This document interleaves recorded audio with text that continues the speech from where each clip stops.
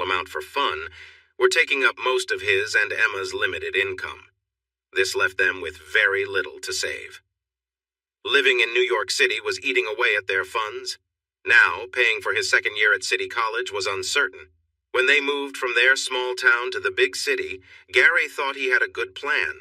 His mother had paid for his first year of classes as a graduation gift. He also had a part-time job ready in the apartment they rented. What he didn't fully realize was how high the costs were here. Emma's job as a trainer at a gym in Manhattan helped add some extra money, but it wasn't enough.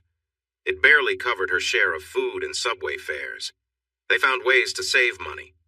They got rid of their apartment's cable TV, phone, and internet service.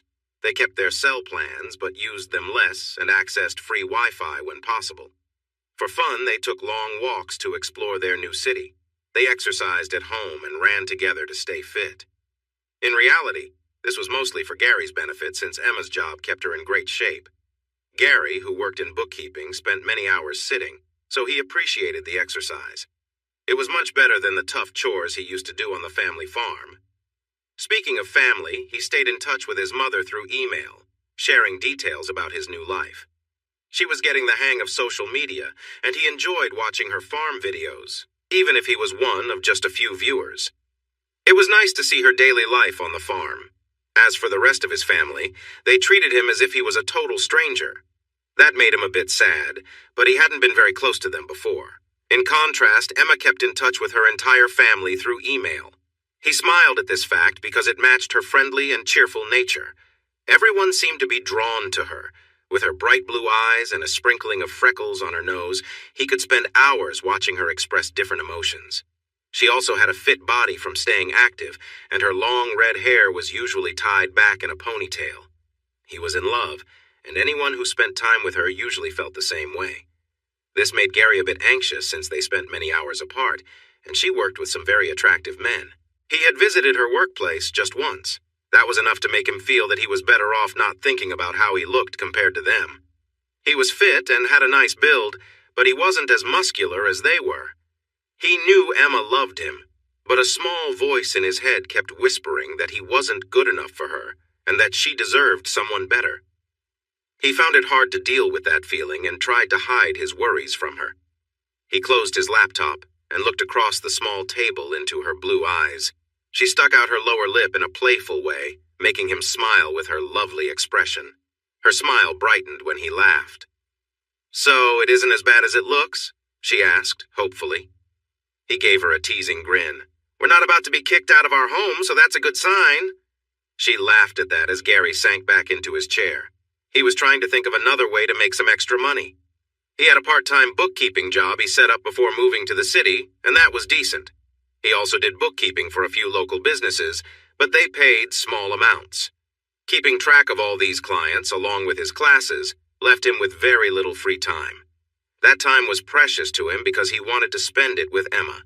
He was protective of that time, but if he didn't find a way to save more for his second year of college, his plans might fall apart. His smile faded. Emma glanced at the clock and then smiled. "We still have time to visit Rocky's before they start." This lifted Gary's spirits as he looked at the lovely girl across the table. She knew exactly what would help him relax. "Yeah, let's go." Gary went into the bedroom and returned with his guitar case. The old guitar they had found in the apartment when they moved in was now his favorite possession. Its wonderful sound amazed him, and he enjoyed playing it so much. Thursday nights were open mic nights at their local bar, Rocky's. Even though they weren't old enough to drink there, they were welcome to join in the fun. The bar was owned by a friendly older man named Rocky, who had a gray buzz cut and seemed to know everyone in the neighborhood. He had heard good things about the responsible young man who was doing bookkeeping work for some locals. They left their apartment, locked the door, and walked down the stairs to the street, enjoying the warm spring air of the May evening. When they arrived at the bar, Rocky was there and greeted Gary with a handshake. He nodded to them and signaled for one of his helpers to set up a small table next to the stage with one chair for Emma. When they had first come to the bar, Gary wanted to find a way to overcome his fear of performing. Playing for a small group of regulars at the local bar seemed like a good place to start. During open mic night, performers could use their own instruments or, if they were singers, there was a karaoke machine. After Rocky heard Gary play, he invited Gary to accompany singers who preferred not to use the machine. Most singers liked having Gary play while they sang. In return, Emma got to sit next to the stage, and they both received complimentary soft drinks. Since they weren't big fans of sweet drinks, they usually opted for plain water, which Rocky appreciated. Tonight, as Gary walked up to the stage, he noticed the bar was more crowded than usual. Only a few tables were left empty. He glanced at Rocky and saw the large smile on his face, clearly happy with the crowd enjoying their drinks. Gary took a seat beside the stage and felt all those eyes on him. A chill ran down his back. Then his gaze met Emma's as she looked back at the crowd. He could see she recognized his nerves, but she gave him a warm smile that made him feel better. Taking a deep breath, he returned her smile and silently said, "I love you." Her smile grew and warmth filled him up. She whispered back that she loved him too, which gave him courage. He opened his guitar case and quietly tuned his instrument. He knew Rocky liked him to warm up the audience with his music before others came on stage. He had been practicing a song and felt ready to perform it tonight. He moved the mic stand closer to his guitar and looked at Rocky. Rocky nodded and walked up the stairs to face the crowd. The noise decreased as people looked up at the man in the dark suit. "Welcome to Rocky's open mic night. It looks like a fantastic crowd tonight, so I hope you're ready to get on stage and share your talent." The audience laughed at his playful demeanor. Rocky pointed to a man who laughed a bit too loud. "Hey, by talent I mean skills." He paused for the laughter. "Singing and playing, you know what I mean?" Finally, Rocky smiled, and the audience responded with smiles of their own. "To kick off our evening, Gary Truman will play a couple of songs for you. Let's give him a round of applause." Rocky stepped off the stage, and all eyes shifted to Gary with his guitar. Taking a calming breath, Gary adjusted the microphone closer to his mouth. He looked out at the audience, but focused on no one in particular. "Good evening. I'm going to play Asturias by Isaac Albanese." "Thank you." He lowered the microphone back to his guitar. Looking into Emma's loving eyes brought him peace again. He closed his eyes, cleared his mind, and began to play. All that existed was the guitar, his hands, and the music. Before the bar's manager took the stage, a tall, blond man walked in and quickly spotted the one he hoped to see playing his guitar. He scanned the busy tables and caught the eye of two men sitting at separate tables nearby. Both nodded at him, and he returned the gesture before stepping outside to make a call. Gary finished his flamenco piece to loud applause. He noticed Emma had tears of joy on her cheeks and a big smile on her face, which told him she loved it. He smiled back at her and nodded to the audience. "My next song is a familiar one, and you know the words, so feel free to sing along." The bright and cheerful notes of "Here Comes the Sun" by the Beatles spread smiles all around. Many audience members planned to sing on stage tonight, making this a light moment where they could join in without the pressure of performing alone. As Gary got lost in the music, he frequently looked up to see the audience enjoying themselves. The blend of voices was wonderful, and he nodded back at them with admiration before finishing the song. The applause now felt shared, and he clapped for the audience too. Rocky stepped onto the stage and moved to the mic while clapping. "Thanks, Gary, always amazing. We're ready for our next performer, who is..." He glanced at the paper in his hand. "Tracy Mulholland. Just a reminder for performers, you can use the karaoke machine or ask Gary for music. Enjoy." After he left the stage, a slender blonde woman with big curly hair approached Gary. She pointed to the machine and he nodded in response. The light faded on Gary and he relaxed. He shared a smile with Emma and they turned to listen to Tracy sing. When Tracy started her show tune, Gary felt like he was bracing for a storm, but at least she was singing well. Not every act tonight would be. An hour passed, and Gary played for most of the singers who came to the stage, which he found enjoyable. Two singers played their own guitars, allowing him to sit back and appreciate their performances. One of them impressed Gary. He was taking a moment to rest with a sip of ice water when the tall, blond man approached him again. "Excuse me," the man said. "Do you know any songs by Selena Moreno?" Gary nodded. "There's one I feel comfortable playing for an audience. My Soul, Your Sanctuary. It's one of her original hits with a beautiful intro." He noticed the man was smiling and nodding along. Are you going to sing? The man smiled and looked relaxed but shook his head. My girlfriend is next and she'd love to sing one of those songs. The one you mentioned would be just right, thanks. Gary looked past the man at his girlfriend, but her face was mostly covered by her hoodie. She seemed shy but ready to get on stage. Good for her, he thought. He nodded to the boyfriend, but the man was already turning to talk to her, then headed to a table in the middle of the club. The woman went to the stairs and climbed up to stand in front of the microphone. She looked at Gary and nodded.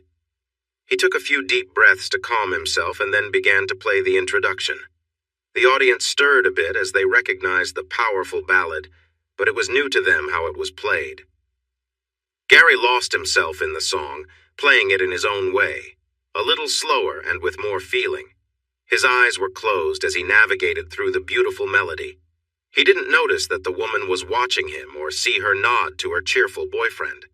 She moved to the microphone and started to sing, matching the mood of Gary's guitar, and everyone went quiet. Gary kept playing as her voice blended perfectly with his guitar. It was enchanting. Emma sat at her table, amazed to realize the singer was Selena Moreno. Looking around, she saw she was the only one close enough to see under the hood. The audience was captivated by how talented the woman was. Watching Gary, she saw how deeply he connected to his music, and it always gave her a warm feeling inside. Thinking about how they spent time together after he performed made her smile. She was excited to get him back to their apartment. As the song came to a beautiful close, Gary opened his eyes and smiled down at Emma, but she was focused on the woman. He noticed the audience was cheering loudly. He turned and saw that the hood had fallen back. Selena Moreno stood there, a lovely woman with a warm olive complexion. Her long, dark hair was tucked inside her sweater. She was tall and slender, her hands adorned with rings. Those hands were pressed together like she was thankful, and she beamed a dazzling smile at him. Her lovely hazel eyes sparkled with delight. He grinned, realizing how familiar she was with the music and how naturally she sang along. She was a true professional. He smiled and nodded to her. Gary usually didn't get starstruck because he thought it was silly to place celebrities on pedestals, but he felt honored to share the stage with someone as gifted as her. Rocky quickly climbed the stairs to stand beside Selena and lean toward the microphone. Thank you for a wonderful evening. Tonight's open mic night has come to an end. Thank you. Gary and Emma joined Selena, her boyfriend and keyboardist Greg, and her manager Stefano at a table in the back. Selena's security made sure they were not bothered by excited fans, but the crowd behaved well. Emma smiled at Gary when Rocky took a picture with Selena for his bar. What are you drinking? Greg asked the young couple. Water, Gary and Rocky replied together, laughing a little. Gary explained, We're not 21 yet. Selena looked at Gary in surprise. How old are you? He smiled back at her. 19. We're 19. You play like that and you're only 19? Your music has so much feeling. Most people don't reach that level until they are much older, Selena exclaimed. Emma smiled at her. Gary is an old soul in a young man's body. Hey, he protested, but she hugged him, and her affection made him smile again. Selena shook her head in disbelief. Greg has been visiting open mic nights at many clubs looking for new talent for our band. He heard you play before and came back to see if you would be here. He called me when he saw you on stage and I hurried over. Stefano leaned in. You definitely have talent, and you would be a great fit for Selena's voice. I think you'd make an excellent lead guitarist for her band. Emma's eyes widened in excitement. Gary felt a bit nervous with the quick turn in the conversation. I just play for fun. It helps me relax. I'm not really interested in playing professionally. This small venue is about all I aim for. I appreciate the offer, but I have to say no. Stefano stared at Gary in surprise. It's a shame to keep such talent hidden. He looked at Emma. Talk some sense into your boyfriend. Gary turned to Emma. Marlene thought I was wasting my talent too. Emma's smile faded a bit as she remembered the pressure Marlene put on him. She took Gary's hand. The music is his, and he will decide what to do with it. I am proud of his ambition to be an accountant, and I know he will excel at that. He is already getting a lot of experience and helping with audits for several local businesses. Stefano huffed in frustration and seemed ready to leave. Selena looked disappointed but took one of Stefano's cards and wrote her phone number on the back. She handed it to Gary. "This is my personal number. If you ever change your mind, and I hope you do, please call me." She gave him a final appreciative smile. "Thank you for tonight." Gary smiled and nodded back. She gathered Greg and her security team and they left. Rocky turned to look at Gary in surprise. "That's a chance walking right out the door," the man at the bar said, nodding toward the exit. Gary looked at him and gave a small smile. "Do you wish I'd used my music to make a career?" he asked Emma softly. Emma shook her head, smiling back. "No, you have to stay true to what feels right. If music isn't your path, then don't force it." She touched his cheek lightly. "I'm tired, though. Let's head home." Gary grinned, picked up his guitar case, and offered her his arm. "I'll catch up in a moment. I need to talk to Stefano," Greg said to Selena, who nodded and slipped into the back of the limo looking a bit tired. Greg walked over to Stefano. "Did you get the recording?" Stefano smiled and pointed to the two audio technicians, who nodded as they adjusted the recording gear on their shoulders. They had captured everything clearly. "She really needs this. Keep me updated," Greg said before he hurried back to the limo. Greg would do anything to make Selena happy. Back at home, Gary placed his guitar case in the corner and thought about the night. Playing for Selena had been a thrill. She was on another level, more talented than anyone he'd played alongside before. He felt proud of himself for performing so well, especially in such a busy club. There had to be at least 60 people there, far more than the usual crowd. For a brief second, he imagined performing with her on a grand stage, maybe in a stadium in front of thousands. Just the thought made his nerves flare. He shook off the thought and took a deep breath as Emma walked up quietly behind him, wrapping her arms around his shoulders. "Oh, didn't mean to startle you," she said, noticing his reaction. He turned to reassure her. "No, it's all right. Just lost in thought." Emma chuckled softly and hugged him tighter. "Gary." Emma's voice pulled him back to the moment, her hand reaching out to bring him closer.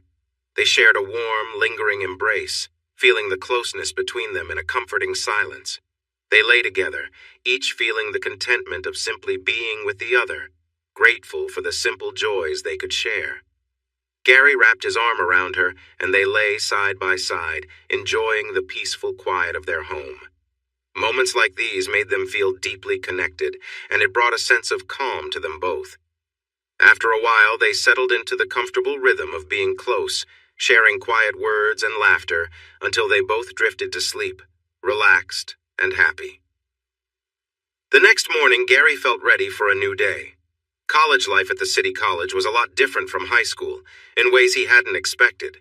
He would have to pay for his classes next year without help, and things didn't look good for him to have enough money. He really didn't like the idea of taking out a loan because he didn't want to start his life with debt. He had seen his parents struggle with money on the farm, and it was a tough subject for him. It had been a little over a week since he met Selena Moreno, and things had returned to normal for him. He missed the last open mic night because one of his clients needed help with their accounts after their accountant made a mistake. It was Friday afternoon after their last class, so Gary was in the cafeteria where his study group gathered before going their separate ways. Everyone was there. Brock Thielsen, Lee Chang, Jasmine Goldman, and Gary. Brock was tall, slim, and handsome, always dressed well. He was the first openly gay guy Gary had hung out with. Gary was learning to stay calm when Brock said surprising things. He started to think Brock enjoyed joking around with him. Lee was slim and cute, but she was very competitive, even if she often apologized for it. She liked to blame her mom for her shy behavior. She also liked to hear Brock's adventurous stories, and he was always happy to tell them, especially when Gary was nearby. Jasmine was lively, clever, and friendly, but maybe too playful. She had pretty eyes and a strong nose. She was the shortest of the group, just over 5 feet, but she had a curvy figure. She often leaned against Gary, who was taller and leaner. Jasmine knew Gary had a crush on Emma, but she couldn't help but tease him because he was the only straight guy in their group. She said it was all in good fun. Gary wasn't so sure about that. They were discussing the quiz they had just taken, and Gary felt good about his answers. Jasmine was upset about some mistakes she made and playfully hit Gary's arm before leaning against him when she found out he did well. Gary was about to tell her to sit up when he suddenly froze. The people at the next table were listening to the radio a bit loud, and what was playing caught his attention. Jasmine looked at him in surprise when he didn't push her away. She noticed his surprised face and where he was looking. Brock was about to say something, but Jasmine shook her head and started to listen too. Lee glanced at the table next to them and saw two women listening carefully with big smiles. Lee didn't really know what good or bad music was, so to her it was just noise. She was about to ask them to turn it off when Jasmine touched her arm and pointed at Gary's face. As the last sounds faded, the DJ spoke up again. That was Selena Moreno's latest song, a new acoustic version of her hit My Soul, Your Sanctuary. The identity of the talented guitar player with her is still a secret, but wow, can he play? Rumor has it this recording was made in a small bar somewhere in the city. Jasmine looked at Gary, whose face shifted from disbelief to annoyance. Then she had a realization. "Oh my God, that was you playing!" she exclaimed loudly, remembering he had said he played guitar for fun. The two women at the next table turned to look at them. Gary snapped out of his shock and frowned. The women immediately lost interest in what was happening at Gary's table. He turned to Jasmine. "Can you please lower your voice?" he asked firmly. "It was," Jasmine said, though her voice was still louder than Gary wanted. "Yes, that was me, but I didn't agree to this recording or letting it be played on the radio," he said. "You should consider taking action and get paid for it," Lee suggested. Brock nodded with a smile. "I agree with Lee. It looks like you have a case if you didn't sign anything." Gary shook his head. "I didn't sign anything. It was an open mic night. Selena came in without anyone knowing who she was, and I played one of her songs. I didn't find out it was her until afterwards. I didn't see anyone recording, and they didn't tell me they had." He felt frustrated. "I'm disappointed. I thought Selena would handle things better than this." "Ooh, look at Gary. He's on a first-name basis with famous stars," Jasmine joked. When she saw him frown, she changed her tone. "But seriously, you should think about it. You could earn some money and you could use it." Her blunt comment about his money troubles didn't make him feel good, even though it was true. "The only ones who win in lawsuits are the lawyers, whether they win or lose. I prefer to stay out of that," he replied. He picked up his books and put them in his backpack. It was time for his after-school bookkeeping job. The others stood up too. "Take action until they pay," Lee said, then walked away. Brock chuckled as he watched her leave. "I still think she has a point." He waved goodbye as he left. Jasmine looked up at Gary with concern. "I'm sorry your famous friend let you down like this." She pulled him into a hug, and for a moment he felt comforted by the warmth. He missed her happy smile as she rushed off, waving goodbye. Gary pushed those feelings aside. He had work to do and money to make, the honest way. At the fitness club, Emma's boss, Dennis, watched her lead a class from the back of the room. He started making funny faces at her, and she fought to keep from laughing into her microphone. After the class ended, Emma guided everyone through the cool-down steps and let them leave the room. As she reached the door, she saw Dennis waiting for her outside. She playfully tapped his strong arm for distracting her during class. He chuckled as she shook her hand, which felt a bit sore. Dennis took her hand and checked it with a smile, then he gently kissed it, making her blush as she pulled it back. She shook her finger at him but smiled. "You shouldn't be flirting with me since I'm seeing Gary." Dennis just shrugged with a grin. "I can't help it if my heart thinks it's right." Emma shook her head, trying to hide her smile, as she stepped into the main area filled with exercise equipment and people finishing their workouts. A song started playing, and Emma gasped. "What's wrong?" Dennis asked. Emma listened to the music, her expression showing her surprise. Dennis noticed her reaction, so he paused to listen too. "That guitarist is amazing." "It's Gary," she replied quietly. When Selena's voice filled the air, Dennis looked at her in shock. "When did your boyfriend start performing professionally?" "He didn't. The recording is a bootleg." They listened for a bit more, and Dennis caught her eye again. "Gary should make a career out of this." Emma shook her head as she walked away with a worried look. She didn't see Dennis's disappointed expression as she left. She needed to talk to Gary. When Gary got home from his part-time job, he carried a bag with their dinner, a small, pre-cooked chicken and salad. Emma sat at their small kitchen table and they ate quietly, both deep in thought. She noticed Gary's troubled expression. Did you hear that Selena Moreno released a recording of the song we played at Rocky's last week? He finally asked. Yes, it sounded surprisingly good for a bootleg, but I was shocked to hear it at all, she replied, watching him closely. He nodded and then looked into her eyes. What do you think I should do? Should I call Selena and ask her to take it down? Emma shook her head quickly, and when he looked at her curiously, she explained. It's like art. Once it's out there, you can't just put it back. Gary smiled and chuckled lightly. A genie? She nodded, her ponytail bouncing. He held her gaze. I think you're a genie. She grinned playfully, folding her arms and blinking at him. Of course, master. Gary looked at her earnestly, and she began to giggle. Gary reached for her, and she quickly got up and ran toward the bedroom. She wasn't in a rush. Emma felt a warm, happy feeling inside her after they had shared a special moment. Gary's guitar playing from a song started to play in her mind, and she smiled at how beautiful it was. She hoped Gary wouldn't ask her to turn off the music. Suddenly, Gary's stomach made a loud noise, showing he was hungry again. Their exciting time together had probably made him work up an appetite.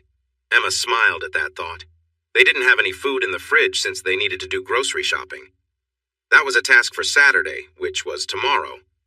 Dennis had mentioned that Gary could play professionally before. Emma knew that Gary wasn't ready to perform in front of a huge crowd, but he had recorded a song. Do you think Selena would pay you for the song you recorded at Rocky's? It could help us and fill your empty stomach, Emma said playfully. He laughed and hugged her, but didn't respond. Emma chose not to press him further. The music was his passion. Gary stared at the ceiling, feeling a wave of doubt come over him. He began to worry that Emma might have changed her mind about his music. He felt ashamed about how tight their finances were. Maybe it was time to call Selena. Selena was thrilled and feeling more alive than she had in years, but she was also angry and embarrassed by her manager's actions. She was annoyed for not getting Gary's number earlier. The wonderful night she had at that small club and her manager's sneaky move had pushed her back into the spotlight. But now she felt stuck.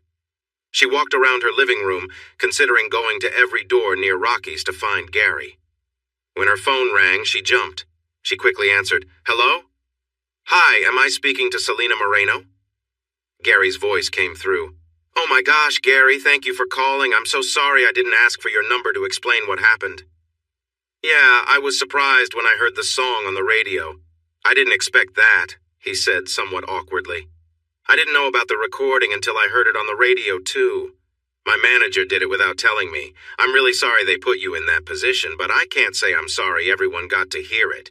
Your guitar made the song something special. It's even better than the original.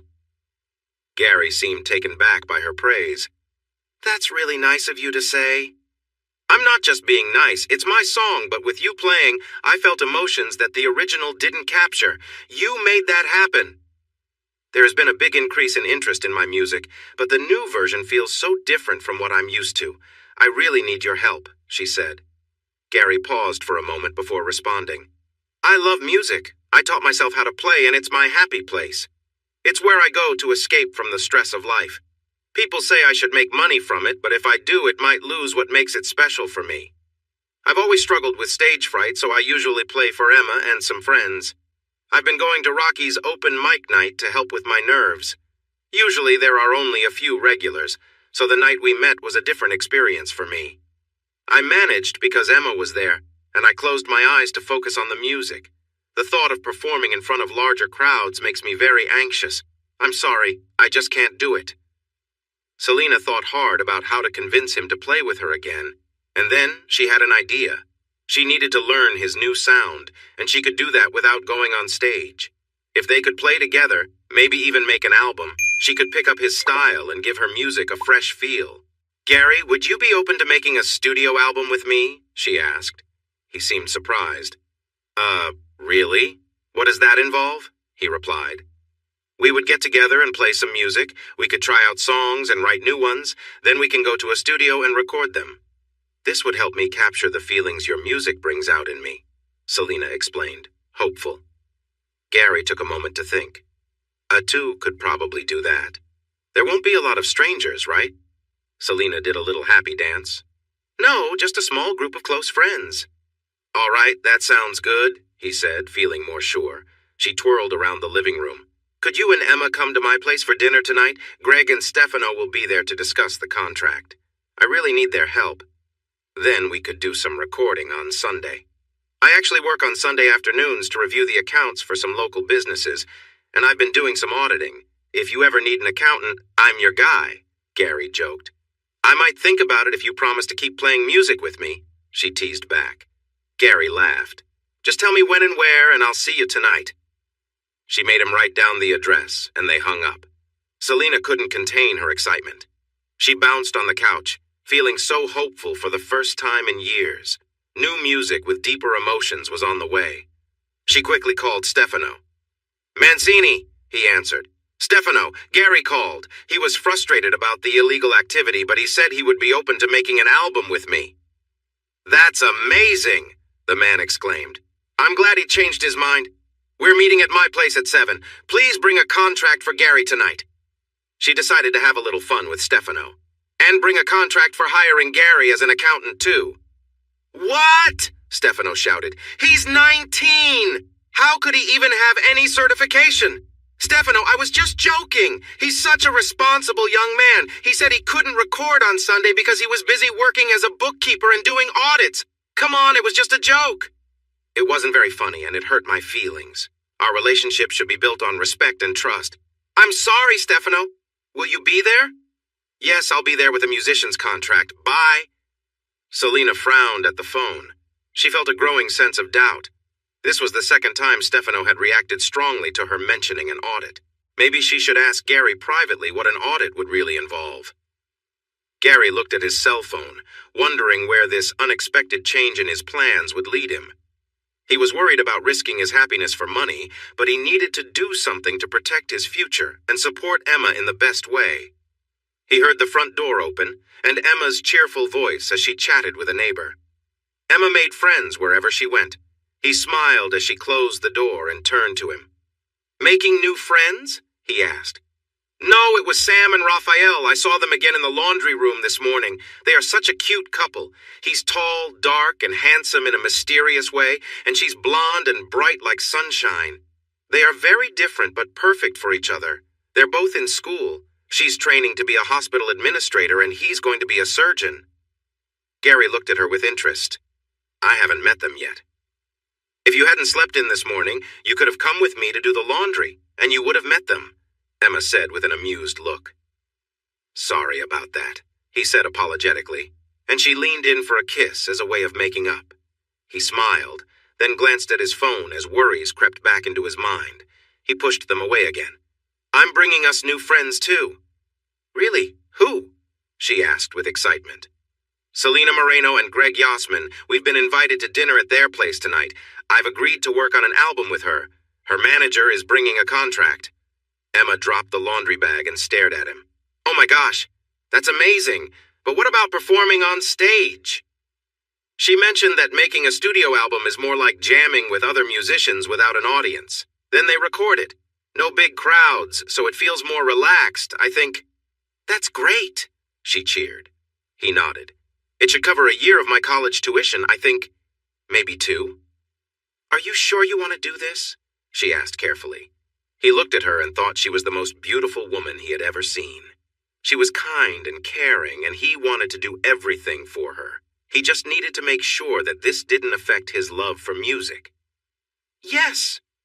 Emma quickly jumped onto his lap and filled his face with kisses. When she pulled back, she smiled brightly. I'm so happy for you. It must feel great to know you might be able to pay for your course with this. He waved his hands. We haven't talked about payment yet, and I haven't seen the contract. It's all just an idea for now. On a practical note, we really need to get groceries. Ugh, she groaned. This wasn't her favorite task, but it had to be done.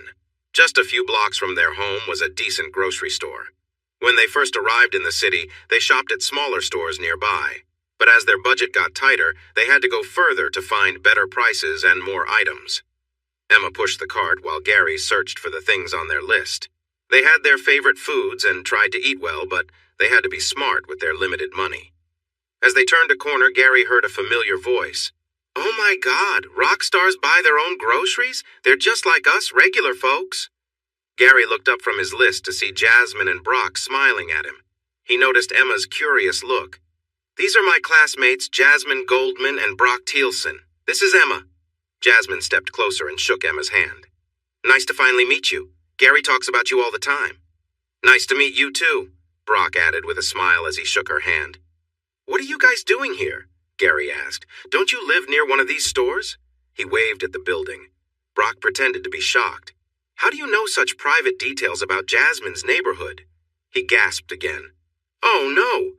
The secret has been revealed by such a simple clue." Jasmine laughed, and Gary rolled his eyes at them. "Come on, Brock. Last week we looked at Google Maps to compare commutes. I saw the grocery store on the map. Seriously, what are you doing here?" "I like Brock's story better," Jasmine teased, winking at Gary. She blew him a kiss and danced down the next aisle. Gary watched them walk away with his arms crossed. Then he turned to Emma, who was watching him closely. "Do you have a crush on Jasmine?" she asked. "A little less today," he replied, frowning. "Do you think she's pretty?" Emma asked, trying to hide a grin. Gary snorted and looked at her in surprise. Just then, Emma's phone rang, and she pulled it from her pocket. Gary caught a glimpse of a picture of Dennis, and his eyebrows shot up. Emma's confident smile faded as she looked embarrassed. The photo showed Dennis without a shirt, and his strong muscles were shiny with sweat. He was flexing his arm and smiling at the camera. "Hello?" she said, noticing Gary's raised eyebrow. She shook her head while listening. Gary saw her face change to shock. "That's terrible," he thought, feeling a mix of worry and curiosity about what had happened at the gym. "Today?" Emma replied, then quickly glanced at Gary. "Can you hold on for a moment?" she said to Dennis, placing the phone against her chest. "Yvonne, our main trainer, got into an accident and was hurt. Dennis needs someone to cover her classes. There's one this afternoon and 2 tonight. These classes are very popular, so they pay well. Dennis wants to offer them to me." Emma looked at Gary, and he could tell this was important to her. Still, he couldn't help but speak up. "Saturday is our day." When her smile began to fade, he held her hand. "No, I'm just being silly. You should take it. You deserve this. We'll find another time for us." Emma's smile returned, and her eyes shimmered. She nodded and brought the phone back to her ear. "I'll do it." Her smile grew as she listened to Dennis, making Gary feel a flash of jealousy towards the fit guy who could bring such joy to Emma. He quickly pushed those feelings away, knowing Emma didn't deserve that from him. "See you soon," Emma said before hanging up. She glanced at the time on her phone. "I'm really sorry, Gary. I need to go now if I'm going to make the class.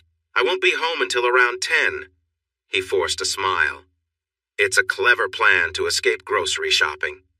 She laughed and kissed him, which made him feel a bit better. Then she rushed off, leaving him with a pang in his heart. Taking a deep breath, he got behind the shopping cart and checked his list again. He steered down the next aisle and moved forward. Grocery day doesn't wait for anyone. Halfway down the aisle, he paused. Selena and Greg were having dinner together. He would have to go without Emma. He took a deep breath and tried to shake off the gloomy feeling. After going through 2 more aisles, he spotted Jasmine looking at herbal teas. There was no sign of Brock. "Hey," he said, and she nodded, then looked around for Emma. She got a call from her boss. It's a great chance she couldn't turn down. Gary realized he was rambling, so he stopped and checked his list. They didn't need tea. "Where's Brock?" Jasmine smirked. "He met someone cute and they went off for lunch or something." Gary waved his hand, not wanting to know more, then continued on his way, battling his gloomy mood. Jasmine walked alongside him. "Are you okay, Gary?" she asked softly. "Oh?" "Yeah," he said casually. He picked up his last item and headed to the checkout. She joined him, carrying a small basket with some tea and a bottle of jam. Their eyes met. "Okay, I was actually following some celebrities today. I was bored and thought it would be fun to spend time with you and Emma. Brock came along because he loves to tease you." She noticed how much Gary was buying. "It seems like you could use some help with that." He sighed. "Yeah, that would actually be helpful." After paying for his groceries, he placed them into his reusable bags, which had comfy handles. They walked the few blocks back to his apartment, chatting about their assignments for next week. Gary wasn't too worried since he was already doing some of the steps for local businesses. Jasmine was curious and wanted to know his secrets. "All I can do is help you in our study groups. You need to learn this on your own or it won't stick. If I see you struggling, I'll guide you back on track," he said. "Why are you taking this course if you already know this stuff?" she asked. He chuckled. "Hey, I'm learning too. Besides, I need this course for my certification. After that, I can ask for a better salary for the work I'm doing since I'm not being paid much right now." Once they were in his apartment, Jasmine took a seat at the small kitchen table while Gary put away the groceries. "So, Brock is having another casual fling?" Gary asked. Jasmine laughed. "Oh my God, you sound like a grandpa saying that." Gary remembered Emma calling him an old man in a young man's body and smiled. "I'm trying to be open-minded. I just don't understand why he changes partners so often." Jasmine shook her head, still smiling at him.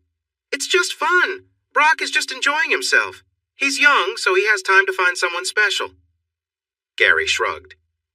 "Would you like me to make you a salad with grilled chicken?" Jasmine beamed at him. "That would be lovely." He moved around the kitchen and prepared 2 salads with chicken, and they shared the meal at the table. "I only have water to drink." "That's fine," she said.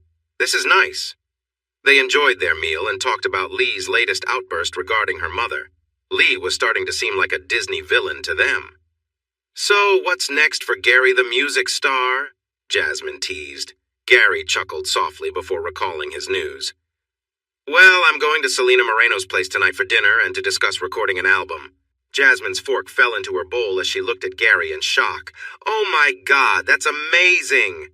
Are you going to tour with her? How will you manage that along with your course? Are you leaving your accounting job now that you're becoming a guitar star?" Jasmine asked with excitement. Gary laughed and raised his hands. "Whoa, hold on. I'm not going on tour. I'm finishing my classes because I want to be an accountant. I don't feel like a guitar star at all. I'm still learning and I teach myself." "But you could end up on a big stage someday, right?" she pressed. "No way. I get really nervous on stage. That's why I'm only making a studio album, no audience," he explained. She thought for a moment while finishing her lunch. "But don't you play at the local club?" Gary nodded. "There are usually only about a dozen people there, and they are all regulars. The night I played with Selena, the place was packed. If it wasn't for Emma, I would have been so nervous." Jasmine shifted a little. "I've never heard you play." Gary gathered their plates and cleaned up, then turned to her with a smile. "I could play something for you." She beamed and clapped her hands. "Sit on the couch, and I'll be right back." He went into the bedroom to get his guitar from the case. When he returned to the living room, he saw Jasmine sitting on one end of the couch, facing the window. He took a seat at the other end and turned to face her. "You have a really nice place. It's warm and cozy with a lot of light," she said with a content sigh. Gary smiled. "We love it here. It's not big, but it's easy to clean, and our neighbors are mostly students who are not too loud. Emma knows all of them." He tuned his guitar softly, then looked up at her eager expression. "I recently learned this piece and played it at Rocky's the night I met Selena. Flamenco guitar is challenging but very rewarding. It has really helped me with other styles, too." Feeling a bit shy for getting too excited, he glanced at her. She was just smiling. "Anyway, this is Asturias by Isaac Albanese." He closed his eyes and took a deep breath before starting. This piece needed his full focus, but he let the music come naturally. When he finished, he leaned back and opened his eyes to see tears in Jasmine's eyes. "Hey, what's with the tears?" he asked, concerned, grabbing a tissue for her. She wiped her eyes but smiled at him. "I'm sorry, it was the most beautiful music." "I think you need some happy tunes," Gary said with a playful look. He started playing the William Tell Overture finale in a funny and wild way. Jasmine laughed at his silly speed, but knew he was just being funny while playing great music. He pretended to be out of breath at the loud part and smiled at her as she clapped. "That was so good. You're a little crazy, though." Gary quickly pulled up the jingle for Almond Joy candy. "Sometimes you feel like a nut, sometimes you don't."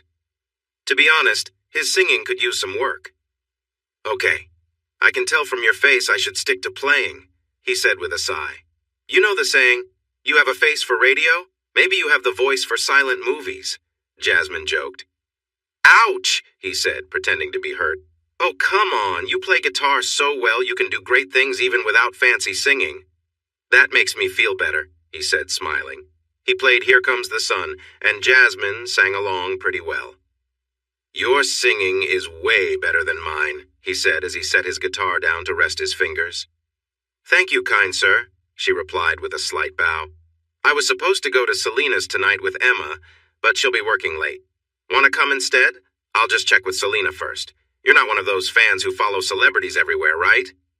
Jasmine tried to hide her happiness and teased Gary playfully. Hold on a second. Gary called Selena again. She answered on the third ring. Hi, what? Yes, I'm still coming, but Emma can't make it. Is it okay if I bring a friend from college? Great, see you at 7, thanks. Gary looked over at Jasmine. You're in. Jasmine jumped across the couch with a joyful squeal and hugged Gary.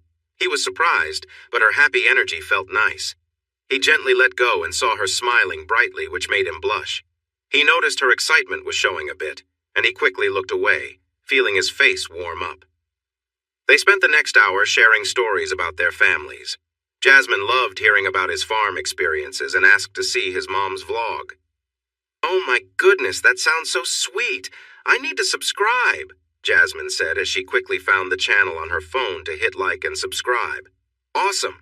Mom now has 3 subscribers, Gary said a bit awkwardly. You're not embarrassed by your mom, are you, Gary? Jasmine asked with big eyes. No. I think she's one of the most amazing women I know. It's just that her vlog is pretty simple, and the things she shares are things I already know, so it's not very exciting for me. I wonder how others see it.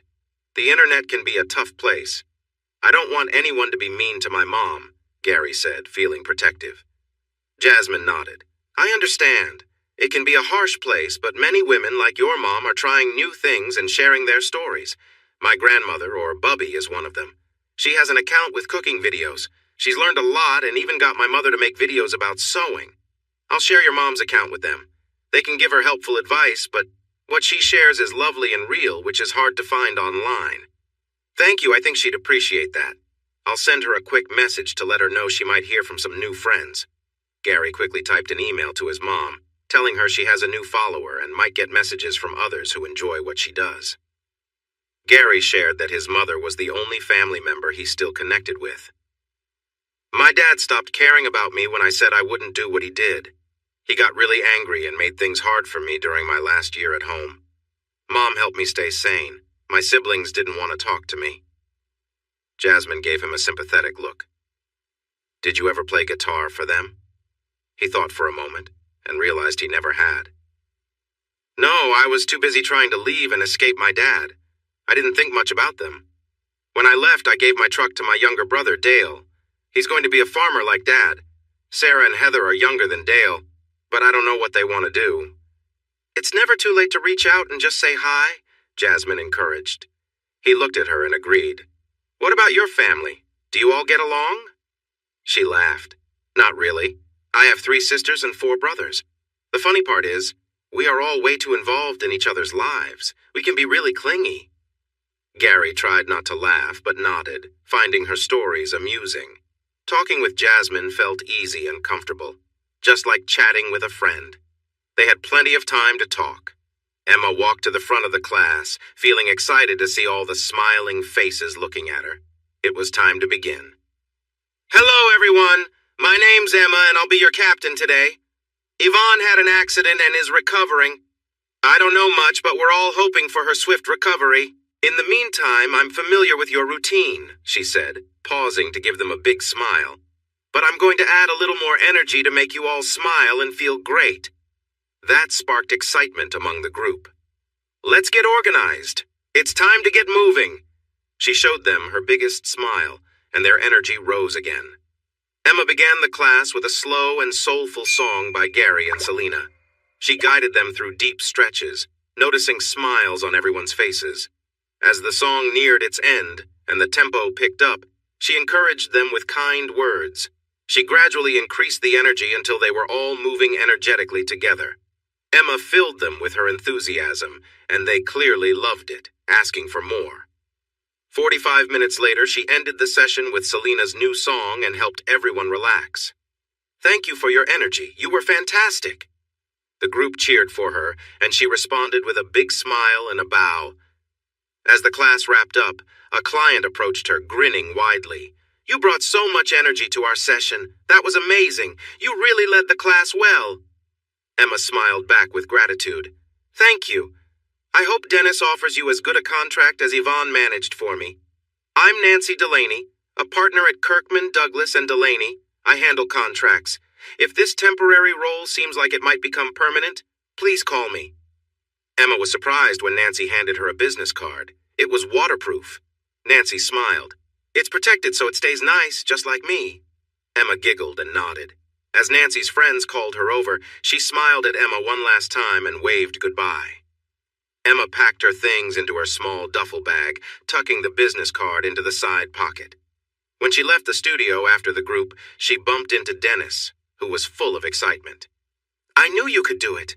I watched, and you did a fantastic job in there. I got amazing feedback from the clients as they left. They said your energy made a big difference, and they enjoyed the session even more than with Yvonne. They want me to keep you."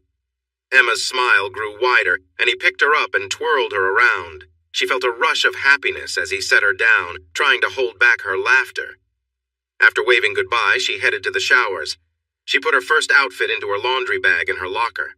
After a quick shower, her mind wandered back to thoughts of Dennis. With a small sigh, she shook off her confusion, dried off, and dressed in her second set of workout clothes. She made sure she had her third set in her bag, glancing at the business card and smiling to herself. This was just a temporary position. Once Yvonne felt better, she planned to return to her classes. As she started her rounds around the area, she noticed more clients smiling at her. Emma recognized some from the earlier session. They praised her in front of the other clients, and news about her was spreading. Dennis was also around, grinning and giving her high fives as they passed each other. His playful spirit made her laugh. When it was time for her next session, she greeted the group and saw their excitement. They must have heard good things about her previous class. Feeling their positive energy, she was eager to share it back with them. "Let's get started." "That was wonderful. Thank you so much for the meal and the wine," Gary said, smiling at his host. "I won't say a word if you don't," Selena replied with a smile.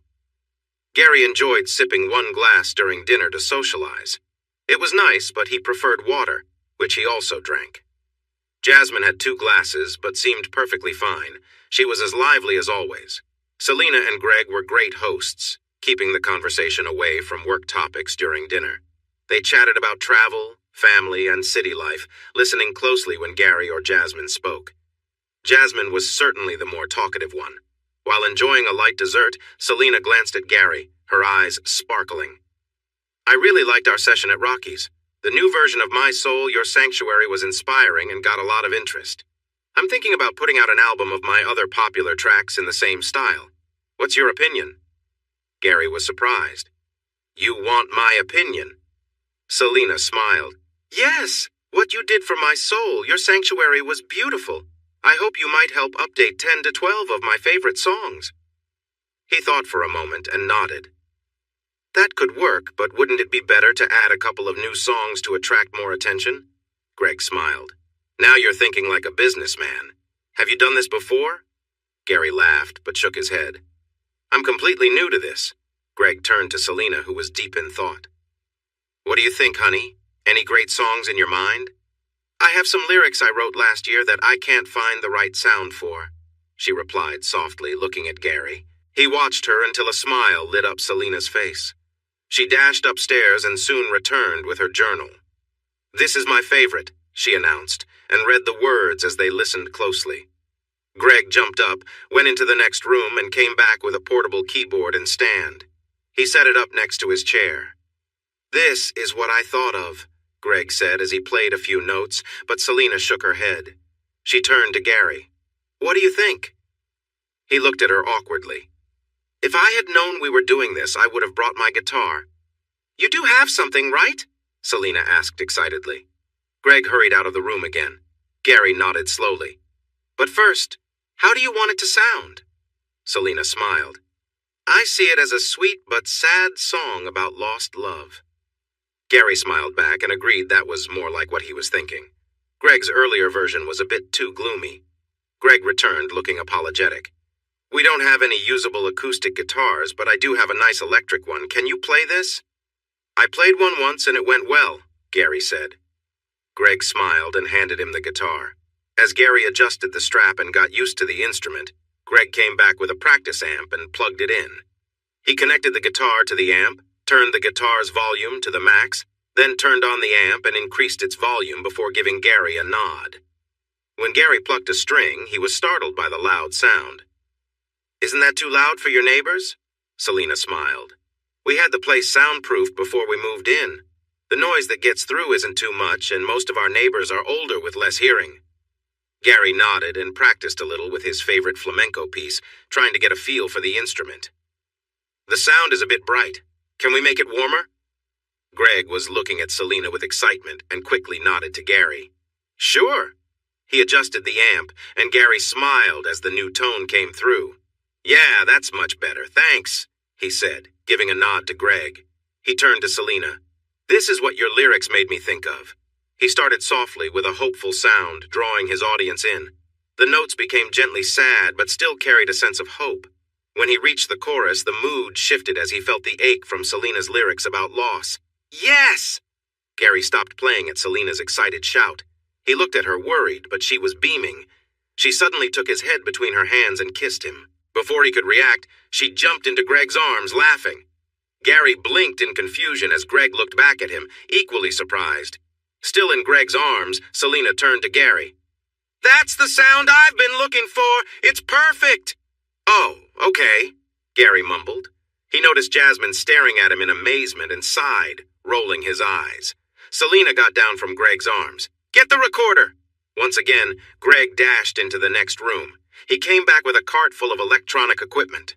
The cart was plugged into the wall, and then Greg unplugged a cord from the practice amplifier and connected it to a panel on the cart. He ran another cable from the cart back to the amp. Next, he plugged in the keyboard and then he handed Selena a microphone. Gary watched all of this with interest, but he was unsure about some of the cables. He met Selena's gaze as she turned around with the mic. Are we going to start the studio album now? He asked nervously. I haven't signed anything yet. Greg smiled at him. There's that business sense again. It's great to see someone creative think like that. Hey, Selena said playfully, pretending to be hurt. Sorry, Selena, but you know business isn't your strength, Greg joked. He turned back to Gary while Selena pouted. This isn't for the studio. When we practice, we record everything to catch ideas we might forget. We can listen back and decide what parts we want to use for our studio recordings. This device will capture everything we play and allows Selena's lovely voice to be recorded separately. Gary nodded, smiling. That made sense to him. Can we try playing that again, what you were doing? Selena asked Gary with hope in her eyes. He smiled back at her. As long as you don't surprise me out of the song again. She smiled playfully and Greg started the recording, giving her a nod. She held the mic close. Saturday the 15th, Selena, Greg, and special guest Gary Truman. Audience of 1, Jasmine Goldman, recording untitled song 376. Not the most romantic title, Gary joked. I'll think of a better name later. Now go ahead, Gary, she said. He smiled and settled into the music again, playing as he closed his eyes and lost himself in the melody. He didn't see Selena and Greg share a grin, or Jasmine smile at them. Greg began to play along as Gary finished the intro, and Selena's voice joined in as she held her journal to see the lyrics. When she reached the chorus, Selena's voice caught slightly at the sound of Gary's guitar, which seemed to express sadness. She managed to keep singing through it and continued to the next verse. After repeating the chorus, Gary felt inspired, and the notes from his guitar grew strong, like his heart was full of emotion. Greg tried to follow along, but the guitar took the lead in the bridge.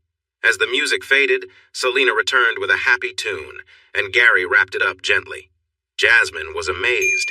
She had just seen a song come together from start to finish in just 2 moments. She realized this was possible only because Gary felt his music deeply. They had been in school together for months, and Gary had never shown strong feelings before. Today, Jasmine spent the whole day with him and decided he was the calmest and coolest guy she had ever met. He could be funny and love to laugh, but nothing seemed to stir him up enough to show strong emotions. Gary was the opposite of everyone in her family. At times, she thought he might not really feel anything at all. But then this happened. As she watched him play, it was clear he felt his music deeply. His emotions were strong and vibrant, and he shared them effortlessly through his guitar. She held back tears, moved by what she heard. If only he wasn't so in love with Emma. Selena noticed Greg reaching over to turn off the recording. He checked the file and smiled, confirming it was great. Gary blinked as he came out of the music and smiled at Selena. "Was that okay?" Selena burst into joyful laughter and hurried over to hug Gary. It was a little awkward with the guitar between them, but Gary smiled happily. "So, you liked it?" "Gary, it was beautiful," she exclaimed. Then she looked over at Jasmine. "Don't you think so?" Jasmine struggled to clear her throat and quickly nodded. "She's speechless. That's a big win for her. I'm honored," Gary joked. Jasmine finally spoke up. "I was going to say nice things about your playing, but now I'm not so sure," she said playfully, though her voice trembled a bit. Selena and Greg laughed. "That's a sure hit," Greg said, pointing to the recorder. Suddenly, there was a thump at the front door, and Greg quickly jumped up. When he came back, Stefano was with him. Gary could tell Stefano felt uneasy and wondered if it was because of him. "You have to hear this," Selena exclaimed, and Greg played the song for Stefano. Gary noticed a difference between this recording and what he heard on the radio, but it was still very good. Selena's smile was huge. "What do you think?" Stefano looked impressed as he stared at the recorder, then glanced at Gary before turning to Selena. "I've never heard that one before. Didn't you say you'd be redoing your old hits?" "It's new. I sang the song once for Gary, then we recorded it in one go," she said excitedly. "Wow!" Stefano said quietly and looked at Gary again. Gary could tell that Stefano was uneasy around him. It was probably because of the bootleg he had made. "I need to leave, but I brought the contract for Gary to sign," Stefano said. "I'd like you to explain it to me since this is my first musician's contract. I have some questions," Gary smiled. "I don't have the time tonight," Stefano replied. Greg frowned at him. "Did you not hear the amazing music we just played? We have something special here." Stefano shoved the contract into Greg's hands. "You explain it to him and get the signature. I have things to do. I'll be back for this in the morning." Everyone watched as Stefano hurried out the front door. Greg followed him and locked it. When he turned back, he noticed Selena looked upset. "What's wrong with that guy?" Selena complained. "Did I say something wrong?" Gary asked, confused. "I'll talk to him in the morning," Greg said, placing the contract on the coffee table. He knew how to make Selena feel better. "What classic songs do you think would work best with Gary's style?" Selena's mood switched to happy as she flipped through her journal. Greg shared a smile with Gary. They agreed. There was nothing better than making someone you care about happy. Emma was tired, but also thrilled. Her last class had been the best of the three, and everyone cheered when it ended. Behind the glass in the back of the room, other clients had paused their own workouts to watch her energetic session, after so many people were smiling that her cheeks hurt from grinning. Her body was pretty worn out, too. She had put a lot of energy into her routines, or rather Yvonne's routines, but she had added her own twist. The clients loved it and wanted more. Her skin tingled with leftover excitement. She was also very hungry and hoped Gary didn't have trouble finishing the grocery shopping after she left. She stepped out of the shower and dried off. She put on her clothes for going home and packed her laundry bag into her gym bag. She would need to wash these for her next classes. She was excited to do it all again. As she walked toward the locker room door, she suddenly stopped. Selena Moreno! She was supposed to see her with Gary tonight. She had been so caught up in herself that she completely forgot. She felt terrible. She called Gary's phone, but it went to voicemail, which probably meant he had gone without her and didn't want to interrupt his friends. "Sorry, Gary. I just remembered that I was meant to visit Selena Moreno's house with you. I hope you went and had a great time. I'll see you at home. I love you." Emma didn't really enjoy leaving messages. They always felt a bit empty. She stepped out of the changing room and walked toward the exit. There was Dennis, waiting for her with his cheerful smile. He wore a dark jacket and a white shirt with gray pants and black shoes. His big muscles made him look a bit scary, but his happy smile showed he was friendly. Emma's cheeks hurt a little as she smiled back. "What are you still doing here?" she asked. Normally he left before the last session since he came in so early. "Who could leave without seeing that amazing show? Everyone was cheering for you at the end," he said enthusiastically. Emma laughed. "You're being silly. They were not." "Okay, but they were cheering loudly. I haven't seen that since the early days when Yvonne and I opened the club." "What happened to her?" Emma asked, feeling her stomach rumble. Dennis looked at her. "How about I treat you to dinner before you get too hungry, and I'll tell you?" "You don't have to do that," Emma replied. "You really helped us out today, so please let me thank you with a meal. It's the least I can do." Emma thought about going home to her empty apartment and cooking for herself. A free meal would save some money, so she nodded. He motioned for her to lead the way, and they walked together on the sidewalk. "There's a nice restaurant at the Hilton just down the street. They have a great Caesar salad with grilled chicken." That was what she and Gary had planned for lunch, so Emma felt happy to nod along. They quickly reached the hotel and went up to the restaurant on the second floor, finding a cozy table by the window where they could watch people walking by. Dennis ordered 2 glasses of sparkling juice. Emma protested a bit, but he said they should celebrate because he had exciting news. Curious, she stayed quiet as the drinks arrived. "I had so many clients come up to me saying how much they loved your energy and kindness. You really made an impression. I'm thinking about featuring you in an advertisement," Dennis said seriously. Emma was shocked. This was a big deal.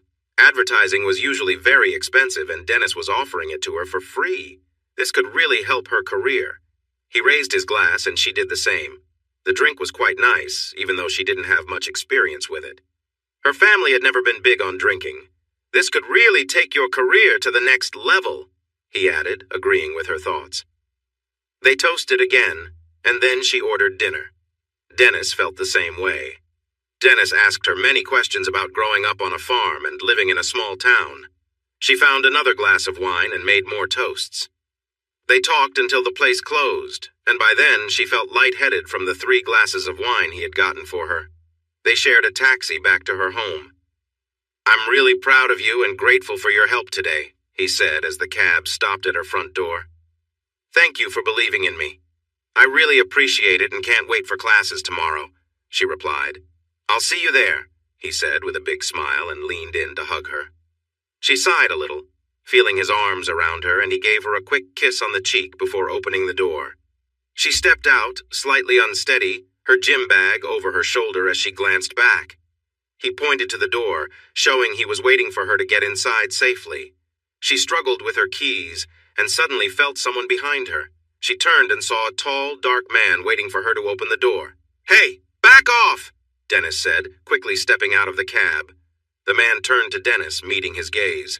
"I live here." Emma's memory clicked. "Raphael, I'm sorry, my mind isn't all there right now." She looked at Dennis, who had paused on the sidewalk. "It's okay, Dennis. Raphael is my neighbor. I'll see you tomorrow." Dennis got back in the cab, giving Raphael one last look before leaving. "Do you have your keys?" Raphael asked Emma. "Yes, but I guess I'm a little tipsy. I couldn't find them," she replied. Raphael used his key to let them inside. She needed his help to get up the stairs, too. "You seem more than tipsy," he said as he helped her to her door. Emma looked up at Raphael, noticing again his charming features. Sam was a lucky girl. Mouth. Something about her mouth. Wait, did Dennis kiss her? Sam heard Raphael's voice and opened her door. Upon seeing Emma leaning against the wall, she hurried over with a worried look. "I don't drink, but we were celebrating tonight," Emma explained with a smile. "You and Gary?" Sam asked, looking past them. "I don't think so, unless Gary is a tough guy," Raphael said to Sam. Emma was shocked. "Dennis isn't like that." Raphael looked into her slightly glazed eyes. "You told him you don't drink, but he insisted." "To celebrate my good fortune," Emma replied softly. He looked at Sam. "When I was waiting behind Emma, this guy called me names and told me to back off." Emma shook her head. "He was just being protective." She blinked. He called you what? Raphael sighed, feeling frustrated. He had little patience for people who had drunk too much these days. He recognized a rude person when he saw one. I'm tired and hungry. Good night. He walked past and entered their apartment, glancing back at Sam one last time. The pretty blonde took Emma's hand. Where's Gary? He's having dinner with Selena Moreno. I was supposed to go with him, but I got a work chance. Sam stared at Emma. She chose work over dinner with a famous singer? What chance? I got to lead the biggest classes during the best times. More money, and it went so well that Dennis is thinking about promoting me. This is big for my job, Emma said with a smile, which faded quickly. But Dennis didn't tell me about Yvonne, she said, sounding upset. Who's Yvonne? Emma looked at her. She's the one whose classes I covered. Dennis mentioned something about Yvonne being in an accident. She frowned. I must sound terrible calling this a chance. It's sad for her, but someone needs to lead the classes. It seems like it will help your career. Good for you, Sam said, watching Emma's smile return, but it wavered. Time to change the subject. How does Gary know Selena Moreno? Sam asked carefully. Emma nodded, grinning. Did you hear her new song on the radio? My soul, your sanctuary. Yes, it's such a great version, Sam exclaimed. Emma's smile grew bigger. That was Gary playing guitar. Sam's mouth dropped open. Oh my gosh, he's really talented. I thought he was going to be an accountant. Emma nodded. He is. Music helps him relax. But Selena wants to make a studio album with him. A big yawn escaped her as she leaned against the wall. Clearly, question time was over. Let's get you inside before you fall asleep, Sam suggested, using Emma's keys to unlock the door. Once Emma was in, Sam placed the keys on the table by the door. Emma, please lock up after me. Emma turned and nodded, so Sam stepped into the hallway and closed the door. When she heard the lock click, she relaxed and entered her own apartment, locking the door behind her. She turned to see Raphael in the kitchen, enjoying the sandwich she had made for him. He smiled at her. Thank you for dinner, he said with a sigh. You could take a dinner with you, she suggested. Raphael shook his head. Too many risks at work. Working at the meatpacking plant wasn't the safest job, but Raphael was used to hard work and understood the risks better than most. After he finished his sandwich, Sam walked over and hugged him. It gave her a thrill. Did you hear that Selena Moreno song on the radio? She asked. Is that the one with the mystery guitarist? I heard the others talking about it at work, he replied. It's Gary. Raphael pulled back a little to meet her gaze. What, the guitarist? That's our neighbor? Sam smiled and nodded. Selena Moreno wants to record an album with him. They are having dinner together tonight. Emma was supposed to join them, but she had to work. Raphael hugged his friend tightly, thinking about this situation. He usually stayed out of other people's problems, but he felt Gary might want to know that the man was giving Selena drinks. He was surprised Gary hadn't tried to take a chance with her. You're a bit tight. You're squeezing me, Sam said. Oh, I'm sorry, he replied, letting her go. Sam grinned mischievously. I guess you'll have to make up for it. Raphael chuckled softly. Then he picked her up and carried her to the bedroom. He understood what she wanted. Emma stood in the quiet apartment and felt a little sad. She also felt bad about celebrating her success at the cost of someone else's troubles. She was feeling guilty about enjoying a hug from Dennis in that kiss. It was nothing special, really. Just a simple congratulatory kiss between friends. But he shouldn't have done it. She knew that if she had been sober, she would have stopped him. Emma remembered how Raphael didn't like Dennis giving her drinks. She winced, realizing he was right. She should have said no. She could have toasted with water instead. Looking at the clock, she noticed how late it was. Gary wasn't home, but he was probably having fun with Selena and Greg. More guilt hit her. She should have been there for him. But if she had, she would have missed her big opportunity at work. Besides, Gary knew she needed to go. He told her it was okay. Feeling confused and tired, she made her way to the couch to wait for Gary. But as she sat down, the room spun around her. When it stopped, she took a deep breath and smelled something. Perfume. Emma didn't wear perfume. Had Gary brought someone back to their apartment, Jasmine? That woman had been eyeing Gary at the grocery store. She probably helped him carry the groceries home, something Emma should have done. She stood up, her thoughts racing. and the waves of guilt and doubt weren't making her feel any better. Time to go to bed. Alone. Gary woke up on a couch, feeling something soft resting on him. He stretched, thinking it was Emma, but when he touched her, he realized she felt different. Suddenly awake, he looked down to see Jasmine smiling at him. Can I get up, please?" he said softly, noticing Selena and Greg sleeping on the opposite couch. She slowly moved away, clearly enjoying the moment. As Gary stood up, he bumped into the coffee table, rattling some glasses. There were wine glasses for Selena, Greg, and Jasmine, and just a regular glass of water for him. He looked at the wall clock and felt relieved. He still had time to go home and take a shower before visiting clients for bookkeeping. "Sorry, good morning, I have to go. I didn't mean to stay over," he said, a little embarrassed. Selena stretched and smiled at him. "Last night was fantastic. I haven't felt this inspired in years." She turned to Greg. "How many songs did we finish?" Greg was still waking up and looked tired. 8, no, 9, I think," he said with a yawn. "Not counting the new one?" Selena asked cheerfully. Greg nodded. "Right, not that one." He yawned again. Selena's smile was bright. "When can we meet to work on the studio album?" Gary looked at his busy week ahead. He had client visits today, and since this was exam week, they'd have to wait until the weekend. Then he remembered that Saturday was not free anymore because Emma had new shifts. I guess Saturday is free now. We have exams this week, so it'll have to wait until then," he said, glancing at Jasmine, who nodded, knowing to focus on their work. She turned to Selena and said, "Thank you for a wonderful evening. Watching the creative process was inspiring. I can't wait to hear the finished album." Jasmine smiled, and Selena beamed back. Gary and Jasmine put on their jackets, said their goodbyes, and stepped out into the early morning light. As they walked, Gary noticed the pleased smile on Jasmine's face and wondered what was going on. "I'm sorry about sleeping on the couch," he said. "I'm not.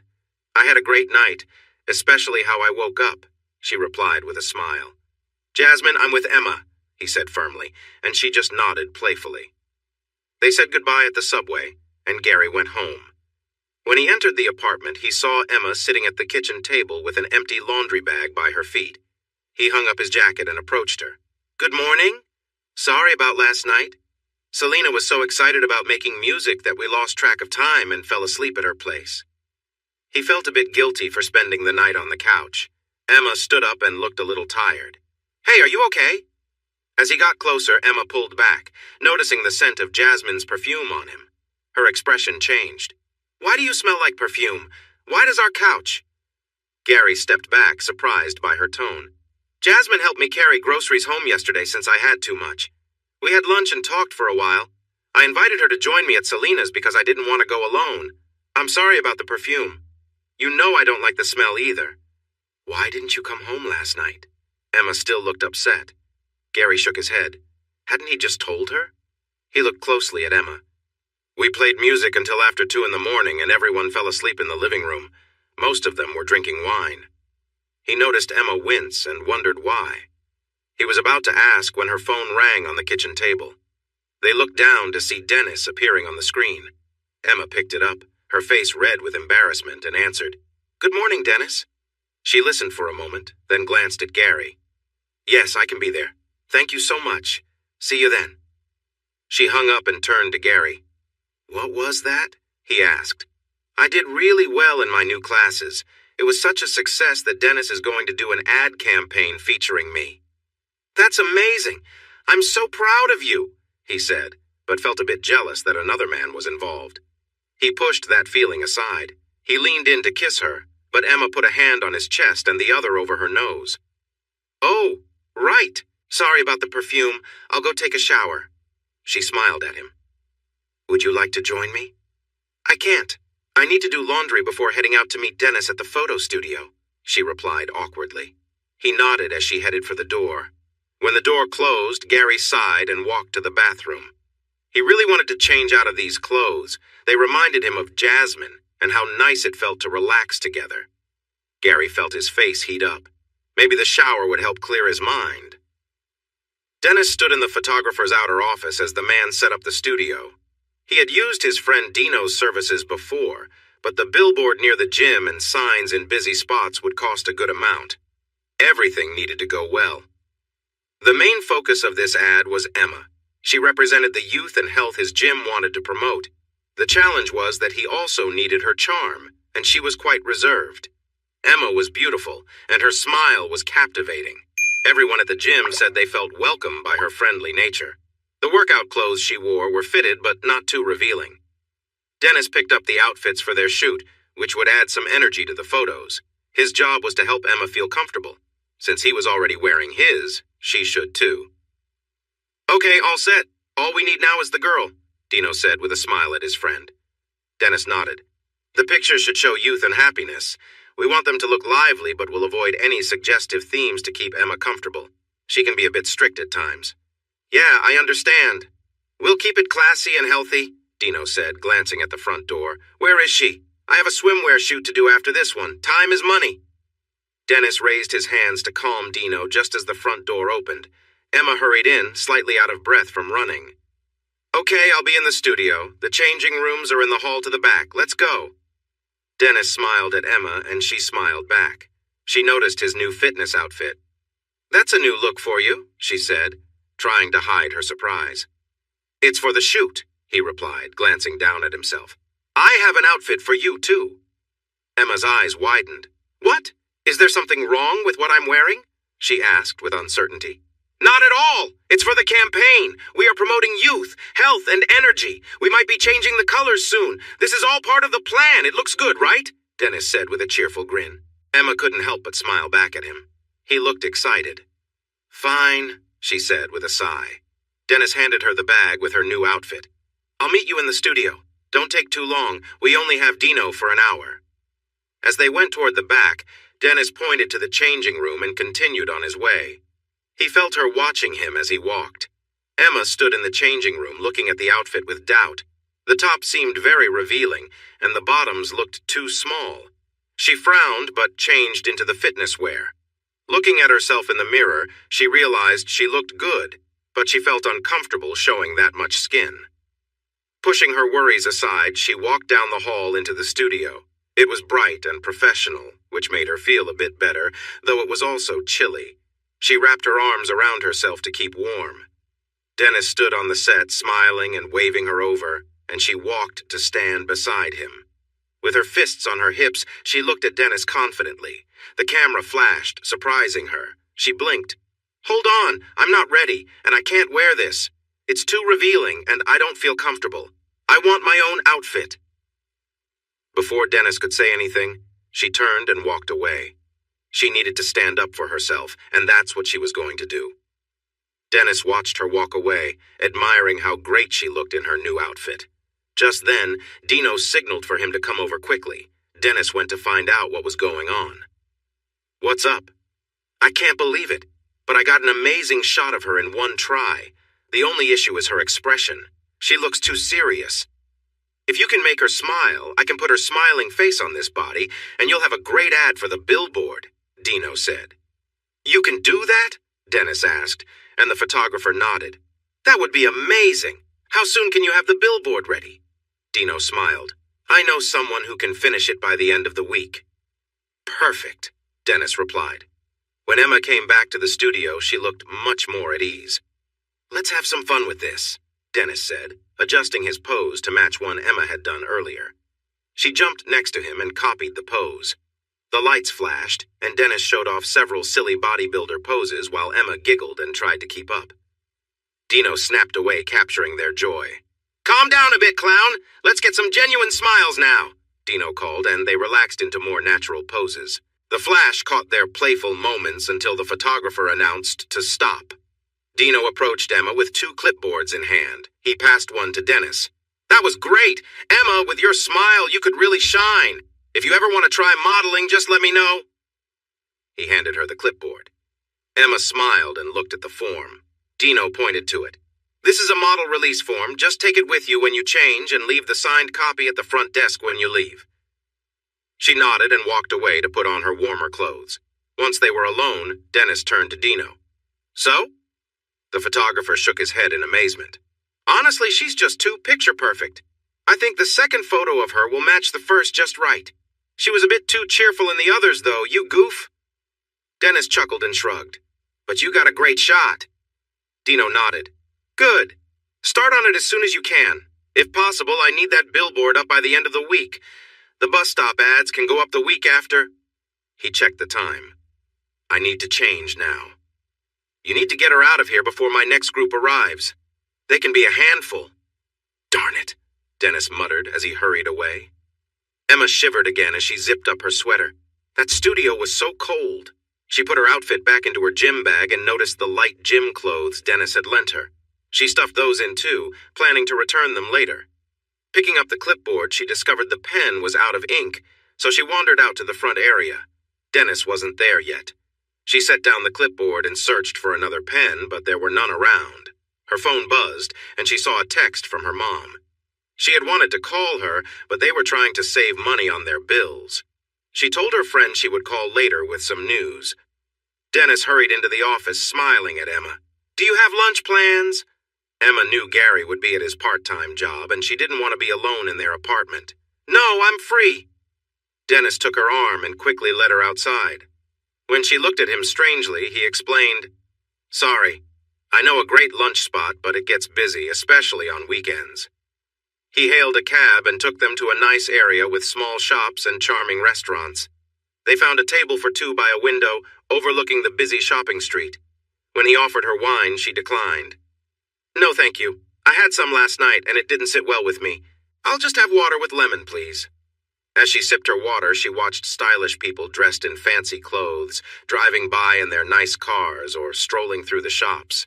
She felt a bit mesmerized by it all. Dennis observed her with a smile. "What's on your mind?" "You're going to get used to places like this and enjoy the finer things in life just like you deserve," he said. Emma looked at him, surprised that he thought she belonged in such a crowd, so different from her simple beginnings. She noticed a graceful woman walking out of a shop with shopping bags and wondered what it would be like to have the freedom to buy things whenever she wanted. Would it make her happier than she felt with Gary? Dennis watched Emma deep in thought and felt he was making progress. He knew that getting her to think about a better life would lead to even bigger things in the future. Later that day, Gary returned home by 4, feeling good about finishing work an hour early. He climbed the stairs thinking of Emma and hoping she had a great day at the photo shoot. He felt proud of her. Grinning, he opened the door to find the apartment empty. She hadn't mentioned being out all day. He heard a noise in the hallway and quickly opened the door. "Emma?" 2 people, a pretty blonde woman and a tall man with dark hair, were passing by with grocery bags and stopped to look at him. The woman smiled at him. "Oh, you must be Gary. I'm Sam, and this is Raphael." "Hi. I was expecting Emma to be home by now," he replied. "Maybe she's out with Dennis again," Raphael suggested playfully. "Raphael?" Sam scolded him. "You mean Dennis, right?" Gary asked with caution. Sam laughed lightly. "Yeah, I guess she doesn't know many people who would fit that description." Noticing Raphael was captivated by Sam's smile, Gary said, "Dennis is her boss, but I can see why you describe him that way. He's helping her career." Gary felt uneasy at this thought. "Like getting her tipsy from wine?" Raphael chimed in. "Raphael, really?" Sam said, surprised. Gary looked closely at the tall man. "Is that what happened? She seemed off this morning. She doesn't usually drink." Raphael nodded. He took out his phone and quickly sent her a message. He noticed the couple waiting for her reply. When his phone pinged, he read the message and paused for a moment. She had 3 classes on Sunday, too. She wouldn't be home until after 10. That meant they had almost no time together on weekends. He sighed, feeling disappointed. He replied, "Proud of you. Love you. See you tonight." "Well?" Sam asked. "Oh, Emma now teaches fitness classes on Sundays, too. She won't be home until late," Gary explained. "Does this mean you don't have dinner plans?" Sam asked with a big smile. Raphael looked surprised. Gary noticed their exchange and tried to make an excuse. "I'm okay. I'll just heat up some leftovers." "Nonsense. You should have dinner with us. It's the friendly thing to do," she said with a grin and shot a look at Raphael. "Please join us," he said. But Gary could tell he was only saying it to avoid Sam's disapproval. He smiled.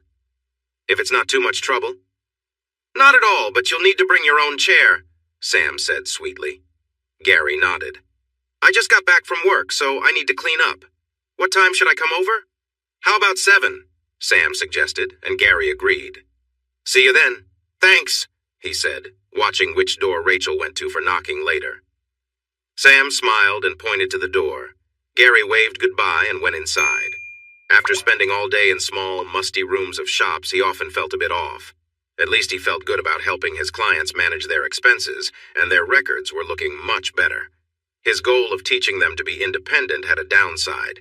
Some might not need him anymore, which could create problems for his income. This made him think about how he wanted to earn money with his music.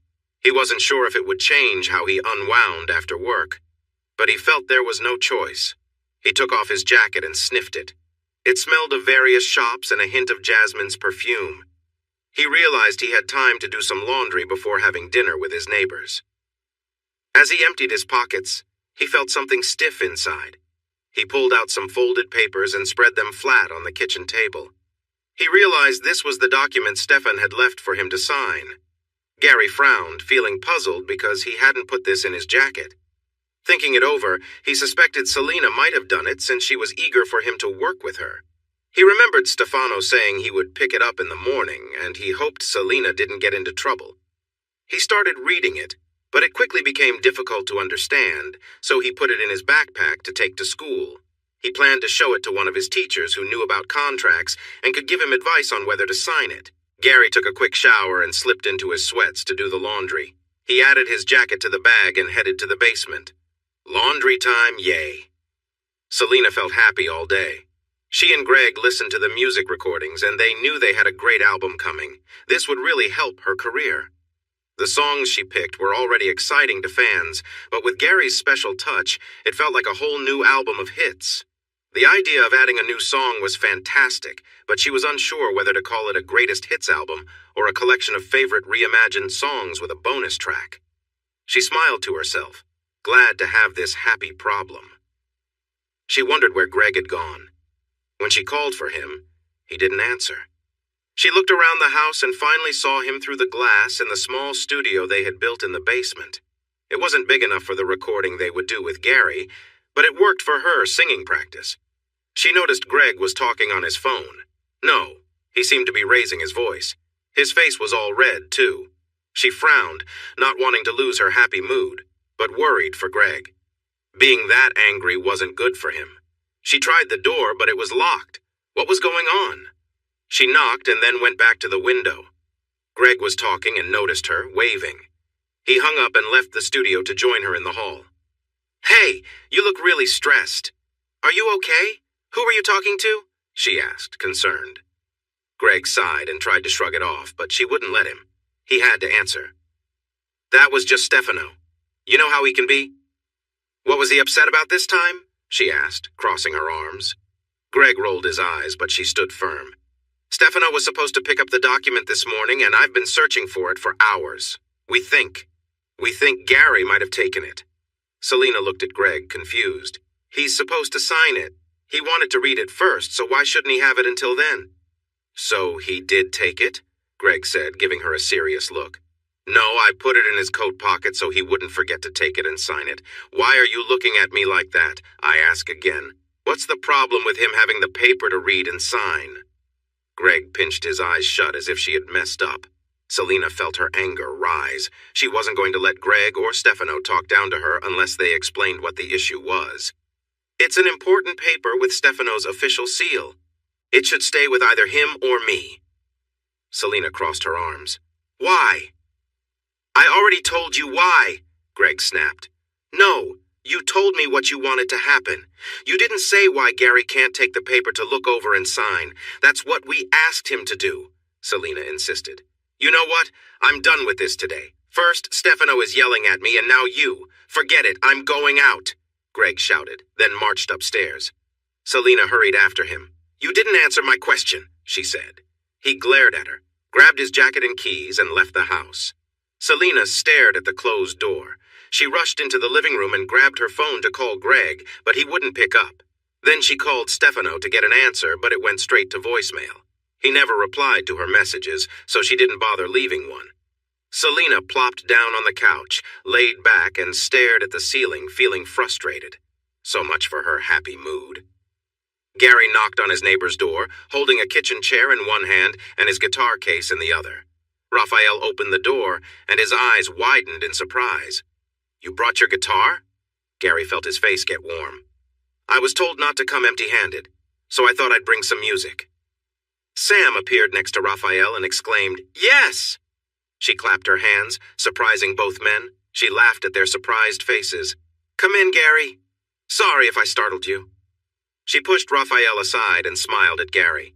He handed the chair to Raphael, who took it to the kitchen while Sam guided Gary into the living room. "Who told you to bring your guitar?" she asked. Gary shook his head gently. "This is my first time being invited to a neighbor's home for dinner. Emma usually helps me with these things, but she's busy, so I texted my mom. She said I should bring something like a drink or flowers. Since we don't drink or have desserts, music is what I have to offer." Sam's smile was bright, but Raphael looked a bit worried. "We're not expecting you to perform." Gary chuckled. "Good, because I can't sing well." He patted the guitar case with a grin. "Have guitar, we'll travel." Raphael's face showed a quick flash of pain and anger before he hid it away. "Please excuse me for a moment," the tall man said, then walked into the next room. Gary watched him with concern and turned to Sam. "I'm sorry if I said something wrong," Gary said sincerely. Sam shook her head. "No, Raphael will be fine. He just needs a moment." She motioned for him to sit on the couch, and they both did. "You have a lovely home," Gary said, and Sam smiled. "Emma tells us you're studying to be an accountant," Sam said to keep the conversation flowing. Raphael returned in a different shirt and joined them. "How does playing guitar with famous singers connect to accounting?" Gary laughed shyly, easing Sam's sudden look of concern. "They seem really different, don't they? I'm good with math and enjoy accounting, but music helps me relax. I had lessons at first, but we couldn't keep paying for them, so I learned on my own." "Emma said you played with Selena Moreno on her new song," Sam said, and Gary nodded. "You're that talented and self-taught?" Gary smiled. "You could say I learned by watching videos at the library. I had great teachers in my life and a strong passion for music. It really helps me unwind." "And now you're going to make money with it," Raphael said. Gary met his gaze. "It's really expensive to live here compared to the small town I grew up in. I can't afford to not try." Raphael nodded, understanding the high costs of city life. "We came from a small city too, and we noticed the price increase. Emma and I are from a farming area, and the town seems to get smaller every year. I grew up on a farm, which was a lot of hard work, and my parents faced challenges they couldn't control. We had some tough times, and I saw the stress it put on my mom. I found out I was good at math and helped her keep track of our finances. I could never be a farmer, but accounting is a solid job. Once I settle down, I plan to send money back to my mom to help," he said firmly. Gary's words seemed to resonate with Raphael, who smiled and nodded in approval. The oven timer beeped, and Sam quickly got up to check on dinner. "It's just a simple spaghetti with meat sauce." "Oh, I should have asked if you're vegan," she exclaimed. "Not vegan," Gary replied with a smile. Sam sighed in relief. "Great. Take a seat. It's ready." Raphael and Gary sat at the table while Sam served them plates of spaghetti with meat sauce. Gary smiled as he enjoyed the lovely aroma. "Would you like some water?" Sam asked, and Gary nodded. "We don't have alcohol," Raphael added. Once Sam sat down, they all began the delicious meal together. Their chat focused on living in the building, the classes they were taking, and the part-time jobs that Gary and Raphael held. Eventually, they finished eating and leaned back from the table. "That was fantastic. Thank you for the food. Can I help clean up?" Gary asked. Sam beamed and curtsied. "You are very welcome. Raphael is in charge of the cleanup, so why not relax in the living room? Would you like more water?" "Yes, please," Gary replied, handing her his glass. When she returned it full, he took it to the living room and set it down on a coaster beside the couch. Sam joined him on the couch, her face bright with a smile. "How did you meet Selena?" Gary smiled, feeling a bit shy. "I started going to Rocky's on Thursdays for the open mic nights. I just wanted to get over my shyness." "You get shy?" Sam said, surprised. Gary nodded slowly. "Yeah, I'm pretty quiet. I don't like being in the spotlight. Raphael sat down in an old armchair next to them and nodded to Gary. Did being on stage help with that? Sam asked. He smiled softly. Yes and no. It took me a while to feel comfortable playing for the usual crowd. The most people I'd seen there was 18, but then one night, it was a packed birthday party. Selena's night was the busiest, with maybe 60 people. It made me nervous, but Emma helped me out. Can you play something for us? Sam asked, bright-eyed. Gary smiled and nodded. I'd love to. He took his guitar from the case and made sure it was in tune. What would you like to hear? He asked when he was ready. What do you know well? Sam asked with a big smile. I've been practicing flamenco pieces because they are challenging. Right now I'm focusing on Asturias by Isaac Albanese. He noticed Raphael seemed a little tense. It looked like flamenco might not be his favorite style. Or I could play something more modern. He grinned. I know. I played this one at school and everyone seemed to enjoy it. I used an electric guitar then. He began to play Sultans of Swing by Dire Straits, and Sam clapped with joy. Even Raphael began to relax and smile. After finishing, Gary tilted his head. Yeah, that one sounds better on the electric guitar. He looked at Sam, curious. Any requests? A few songs later, Raphael made a suggestion. Gary, would you play Asturias for Sam? Seeing Raphael looking more relaxed now, Gary replied, Sure. He took a deep breath and closed his eyes, ready to play. He needed to completely engage with this piece because it was quite detailed, but each time he played it, it became a bit easier. Sam held her breath as the music started and slowly let it out, allowing the melodies to take her away to far-off places. She looked at Raphael, who also had his eyes closed, but he seemed more relaxed now. She smiled and let her worries drift away. When the music finished, Sam let out a soft sigh. That was beautiful, Gary. Thank you for playing for us, she said. It was my pleasure. Thank you for a wonderful evening. I should head home and get some rest because I have an exam tomorrow, he replied as he carefully put his guitar back in its case.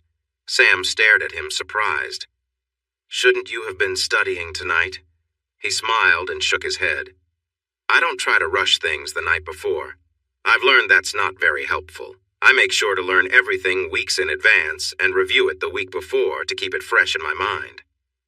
That's smart, said Raphael. You only say that because it's how you study, Sam teased. Gary chuckled as he looked at them both while getting up. And with that, I wish you a good night. Raphael stood and shook Gary's hand. You play beautifully. Gary looked into his eyes and seemed more relaxed about something. Thank you. Don't forget your chair, Raphael reminded him, changing back to his serious self. Gary moved the chair and guitar case out the door and into his own space. He realized it wasn't time for Emma to return yet, so he put the chair and guitar case away and prepared for bed. He tried to stay awake, but he was more tired than he thought, and soon fell asleep with the lights on. He woke up hours later to find the lights off and Emma softly breathing nearby. She looked so peaceful in the gentle light from the window, and he didn't want to disturb her. There was always the morning. Chapter 6. Exam week was busy for Gary. While he felt confident about the test material, he was also busy helping his study group who relied heavily on him. He came in early to meet them for preparation and reviewed the exam with them afterward. What was troubling Gary was that he couldn't find time to be with Emma. Besides sharing their bed at night, they hadn't really been together since the week before. On Monday morning he made her breakfast, but when he found her still in bed after his shower, she sleepily said she was going in later due to her new class schedule and needed rest. So he let her sleep. Every day when he got home she was at work and would come home late. If he managed to stay awake, they were both too tired to talk for long. This routine went on all week, and he really wanted some time with Emma. He even thought about sneaking into her class. On Tuesday, Selena called him about the contract, but he had to tell her he couldn't answer until the end of the week because of his exams. She said she understood, but he could tell she was worried. When he asked if she was all right, she made excuses and asked him to let her know as soon as he could. On Thursday, he sat in the cafeteria with his study group, looking at their mood. Brock was quieter than usual, probably worried about the exam since that topic had been tough for him in their study sessions. He jumped a little when he noticed Lee staring at him with a serious look. He smiled because she was so cute even when she was plotting something. "What's on your mind?" he asked. "I was thinking about how I might lock you in a closet so you miss the exam and I get the best scores in class," she replied, still serious. "Ooh, I'd help if you locked me in there too," Jasmine said playfully. "No more study group for you two," Gary said with a sigh. Lee jumped up. "No, you can't leave me out." "Shh." Lee frowned at the group at the next table, but then sat quietly. Gary looked at the disapproving group. "We're in the cafeteria, not a library. Go shush somewhere else." Then he turned to Jasmine. "You need to calm down." "Pooh," she said with a pout. "It's time, everyone," Brock said softly. Gary nodded, packed up his things, and headed to the exam room with his group. It was time to shine. Emma came in for her shift, feeling a bit tired. She suspected Dennis had added extra sessions to Yvonne's schedule since she didn't remember the woman coming in every day anymore. Besides feeling worn out from all the classes, Emma really wanted to spend time with Gary. She still hadn't heard how his dinner with Selena went, unless he shared, which she couldn't recall because she had been too tired. The afternoon and evening classes had been going well, but she couldn't keep this up for long. Dennis had been supportive and shared light dinners with her every night. They were getting to know each other well, but she missed those long talks with Gary. She leaned back against the locker for a moment to relax before changing. She heard the door open and turned to see 3 of her co-workers come in to change as well. Carrie, Frances, and Sella were all attractive and had been there longer than she had, but none of them taught classes. She noticed they were giving her strange looks. Where did that come from? "What's wrong?" she asked. Carrie, the most outspoken, decided to answer first. "Did you have anything to do with Yvonne missing classes?" Emma jumped up in surprise. "No, of course not. I would never hurt anyone," she exclaimed, her voice filled with panic. "It too was told she just had a broken leg. Dennis didn't say anything about her being seriously hurt." Frances shook her head. "Someone ran over her with a car and really hurt her," she said. "Oh my goodness," Emma cried in disbelief. "I need to see her. Which hospital is she in?" Sala no longer looked angry. "Bellevue," she replied. "Please tell Dennis I had to leave. He'll have to find someone else for the sessions today," Emma said as she grabbed her jacket and gym bag from her locker and hurried out. It took some time to reach the hospital and find her room, but soon Emma stood at the foot of the bed, stunned to see the cast on Yvonne's leg and the bruises on her face. "Oh my goodness, Yvonne. I'm so sorry I didn't come sooner. This week has been so chaotic," she said softly as Yvonne finally looked at her. Yvonne was a beautiful black woman with striking black hair now tied back. Despite the cuts and bruises on her face, she still had a noble presence, but the accident had clearly affected her spirit. In her 30s, she had always been full of life thanks to her dedication to fitness, but now she seemed more weary. "I see. You've taken my place, I hear," Yvonne said quietly, yet there was a sharpness in her tone. "Dennis asked me to fill in for you until you recover. I had no idea how serious your injuries were. He mentioned just a broken leg," Emma explained. Yvonne let out a frustrated sound and looked away. Her voice turned bitter. "I won't be able to do what I love again. I had a 3-year contract with Dennis as his top trainer. I knew he liked you, but I didn't expect him to go this far." Emma gasped in surprise. "It was Dennis. If you can prove that, you should go to the police." "Leave! I can't bear to see you," Yvonne shouted. Emma started to cry. "I would never be part of something so terrible." Yvonne glanced back, seeing Emma's tears, and something softened in her expression. The anger faded, replaced by sadness. "Please go. You may not have planned anything with him, but you're part of this at least." Feeling shaken, Emma wasn't sure what to do. She stood in the hallway until she could regain her composure. Then, her feet led her onto the subway, and soon she arrived at the station for Gary's college. Since he was busy studying this week, he would be in the cafeteria with his friends. She walked across the campus to the windows looking inside, and spotted Gary sitting at one of the tables with a small Chinese woman across from him. She walked into the cafeteria and noticed Jasmine sitting too close to Gary. The woman leaned in towards him. Emma felt her heart sink as she saw Gary turn to Jasmine, smiling. Those smiles should have been for her. Feeling hurt, she turned and hurried out of the cafeteria. Outside, she stood on the path to the main road and subway stop, trying to catch her breath. Her mind raced and she felt lost. Suddenly, Gary caught up to her and gently turned her to face him. He was breathing hard and looked worried. "Emma, what's wrong?" he asked. His eyes were full of care, and she felt a rush of emotions and hugged him tightly. "I've missed you so much," she cried. "We keep drifting apart and it scares me. Emma, I feel it too. I've missed you. I tried to find time, but school kept me busy, and you were working all the time. I felt so alone without you." They were lost in their feelings when, suddenly, a car came speeding toward them. It swerved to avoid a person in the road and slid on the smooth pavement. Jasmine was pushed aside and let out a scream as she fell. The car hit the curb and sped away while Gary and Emma scrambled to help Jasmine. She was groaning and Gary leaned close. "Jasmine, where do you hurt?" he asked, looking worried. She looked up, wincing. "The car bumped me." Emma couldn't help but laugh in relief, which made Jasmine smile a little, even though she winced again. "I'll call for help," Gary said, chuckling softly. Later, sitting at the police station with a detective, Gary held Emma's hand tightly. The detective was typing their statement when another officer handed him a piece of paper. The officer looked tired and concerned.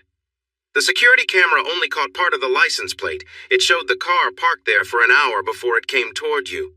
It seems like this was on purpose. You were lucky to get out of the way. Your friend is okay, just a bit bruised." Gary and Emma nodded and smiled at each other. Emma suddenly remembered something. She turned to the detective.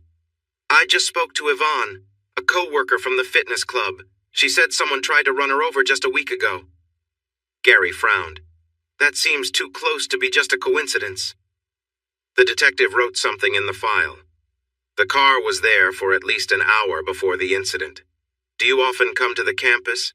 Did you tell anyone you were coming today?" Emma shook her head. "I've only come a couple of times before, and I didn't tell anyone this time." "Then maybe you weren't the target after all," Delgado said, glancing at Gary. "Do you have any rivals who might want to harm you?" Emma chuckled, and the detective looked at her. She explained, "Gary is too kind to have enemies." Gary seemed ready to argue, but then sighed and nodded. "I can't think of anyone who would want to hurt me." Emma frowned. "What if it's a fan of Selena Moreno?" The detective raised an eyebrow. "You need to explain that." "Gary plays guitar for Selena on her new live single. Maybe one of her jealous fans found out who he is," she said, and Gary looked doubtful. Delgado examined Gary closely. "That was you?" "Yeah, I played for her and ended up on the radio. I doubt someone discovered it was me and targeted me for a hit and run. We've shared this with so few people, and none of them would do something like this." The detective observed Gary and made another note in the file.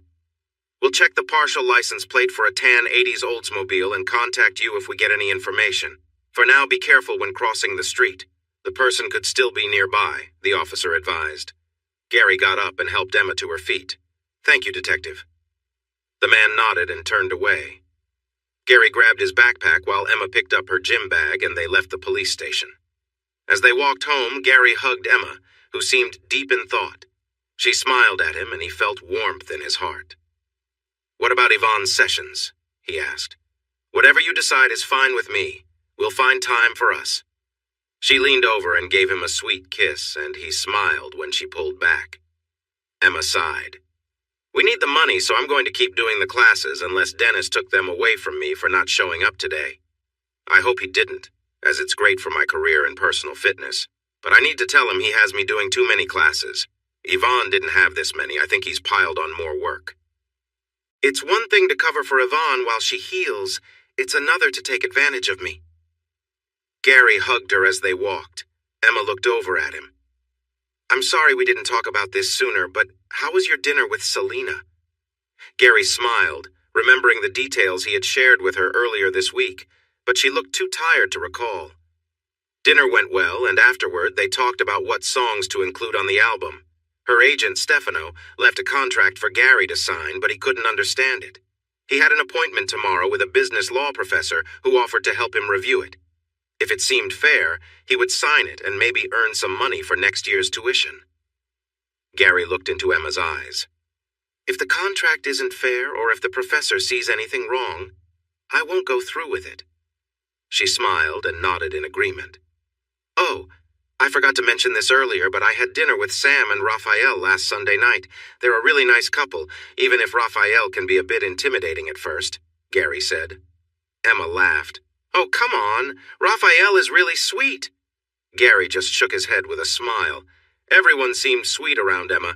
She had a way of warming people's hearts. When they got to their apartment, Gary's phone vibrated with a text. Emma opened the door while Gary read the message. It's from Jasmine. She's on her way home from the hospital. She didn't break anything, but she got some bad bruises, Gary said. Let's send her a thank you picture, Emma suggested. He smiled. That's a great idea. He set his backpack down by the door, opened the camera on his phone, and held it up. Emma put down her gym bag, wrapped her arms around Gary, and pressed her cheek against his with a grin. Gary took the photo and looked at it. Are you sure you want me to send this? It looks like our faces are pressed together a little too much. Emma smiled and nodded. Yes, maybe it will encourage her to find her own partner. Gary looked at her, surprised by her playful tone. Is that a bit possessive, I hear? What if it is? Emma replied with a cute smile. Gary smiled back. Then I get to say it too. Tell your strong boss to look elsewhere. You belong to me. She understood the hint about her contact picture for Dennis and nodded, laughing a bit as Gary inched closer and kissed her softly. As they held each other close, they fell into a rhythm of laughter and joy in their connection. After a while, they settled next to each other, enjoying the peace that followed. Gary looked at Emma, fully drawn in by her beauty. When she finally looked at him, she caught the deep warmth in his gaze. A bright smile appeared on her face, and he felt captivated again. Stop it, she said with a playful pout. You're making my cheeks hurt from smiling. He chuckled. Sorry. His smile faded a bit as he grew serious. I'm really sorry about how things got complicated. I've been worried about our money issues, but I didn't share that with you. I should have come to the club or skipped studying that morning to talk to you. I could have woken up early or met you at school to chat. We just need to work harder to share what's on our minds. I love you. That's what matters most. I love you too, Gary replied. Please be careful crossing the streets. I don't know who might be after us, but I can't stand the thought of you getting hurt. Emma turned to hug Gary tightly, looking into his eyes. You be careful too. He gently held her face in his hands and kissed her softly. When the kiss ended, Emma nestled against Gary, feeling content. That's how sleep finally found them after a long week apart. Emma sat across from Gary at the breakfast table, both smiling as they thought back to the night before. Emma stretched like a cat, and Gary could almost imagine her purring. I slept so well last night, I feel like my energy is back, she sighed. Taking a rest day made all the difference. Gary raised an eyebrow. Maybe our special moment is what helped you sleep so well and feel energized. Emma giggled at his playful smile. Yes, Gary, that's definitely a better explanation. He grinned and stood up to start cleaning the breakfast dishes. Emma picked up the clothes they had left on their way to bed and put them in the laundry bag. Then she checked her gym bag to see if she wanted to change her outfits. She had 2 extras there. She pulled out a dark purple workout outfit and frowned. I don't think I've seen you wear that, Gary said, standing by the sink. No, you haven't. This was the outfit Dennis picked out for the photo shoot, she explained. Gary tensed up, making it clear he didn't like that Dennis had chosen revealing outfits for her. His gaze met hers, and she shook her head. I tried it on, but I couldn't go through with the shoot in it when I got to the studio. It's too much for me. I changed into my own clothes and did the shoot with those, she said, keeping an eye on Gary. He nodded. I wouldn't tell you what you can or can't wear, but I'm really glad you didn't use what Dennis chose. That was crossing a line. Emma didn't argue. He was already upset enough with Dennis. Instead, she stepped closer and gave him a warm hug. That seemed to help ease his worries. I'm sorry, Gary said afterward. I understand, Gary. I feel the same way when I see Jasmine getting close to you, she said gently. Gary sighed and nodded. I tell her not to and remind her that I'm with you. I like her as a friend, but I don't feel that way about her. Emma's lips curled into a smile. So you're not interested in her chest? Gary snorted in surprise and laughed at the sweet look on Emma's face. You're the one I think is perfect. All my feelings are for you. That's good, Emma said happily. I'll return these to Dennis today, she said, holding up the purple workout clothes. Great, Gary replied, smiling. He gave her a quick kiss and then hurried off to take a shower. They had a day to begin. Gary's meeting with the business law professor was set for 10 to 10:30, so he could only spend an hour with his study group before he had to leave. Their last exam was at 11, so Gary promised to come back to the cafeteria to meet his group before heading to the exam room. Gary had heard good things about Mr. Nishimura and was excited to take his class in the next year. The professor was a small man full of energy. His classes were popular because he was as entertaining as he was skilled at teaching business law. One of Gary's accounting professors introduced them. The law professor kindly agreed to set aside some time to go over the contract. Gary showed his gratitude by being on time and thanking him when he arrived. Then the meeting took a strange turn. Haruki Nishimura was trying hard not to completely mess up Selena Moreno's song, My Soul, Your Sanctuary, on an electric guitar. He had some talent but lacked the skill to match his enthusiasm. Wow, that's a lot of energy, Gary said during a break in his playing. The man's face dropped. You don't think she'll like it? Gary raised his hands. It's your version of the song. There's no right or wrong. It's just not what she had in mind when she wrote it. The professor nodded as he considered that. Gary had no idea how the man learned he played the guitar on Selena's latest song or what he expected. Instead, he pushed those thoughts aside and tried to steer the meeting back on track. He had only 30 minutes with the man and hadn't expected to be caught off guard by an unexpected audition, especially with the professor's wife and daughter in the room. They were looking at Gary like he was famous. It was making him feel uneasy. I've been asked to do a studio album with Selena Moreno. That's so exciting, Mrs. Nishimura exclaimed as her daughter's smile grew bigger. Yes, but I have a problem. I got a contract to sign and I don't understand its wording. I can't tell if this contract is fair, Gary said. You have to help him, Mrs. Nishimura urged her husband. He replied in Japanese, and her voice got higher as she shouted back angrily and waved her hands towards the guitar. The professor sighed and slowly took off his guitar strap. All right, give me the contract and I will take a quick look. He saw his wife's hopeful expression, then turned to Gary. While I do that, play something for them. He took the contract from Gary's hand and handed him the guitar. Oh, I guess I could play something for you. Play My Soul, Your Sanctuary like Selena wants, the teen asked eagerly, and her mother nodded in agreement. Gary quickly checked the guitar. 3 of the strings were out of tune. Okay, I've never played that song on an electric guitar, but I'll give it a try. The woman looked at him in confusion. He tested the sound on the strings with a short scale, and the younger girl squealed a little until her mother held her hand. He glanced at the professor, but his head was down, busy writing notes on the contract, so Gary started to play the song softly as the amp was a bit too loud for the small room, and the volume was set low.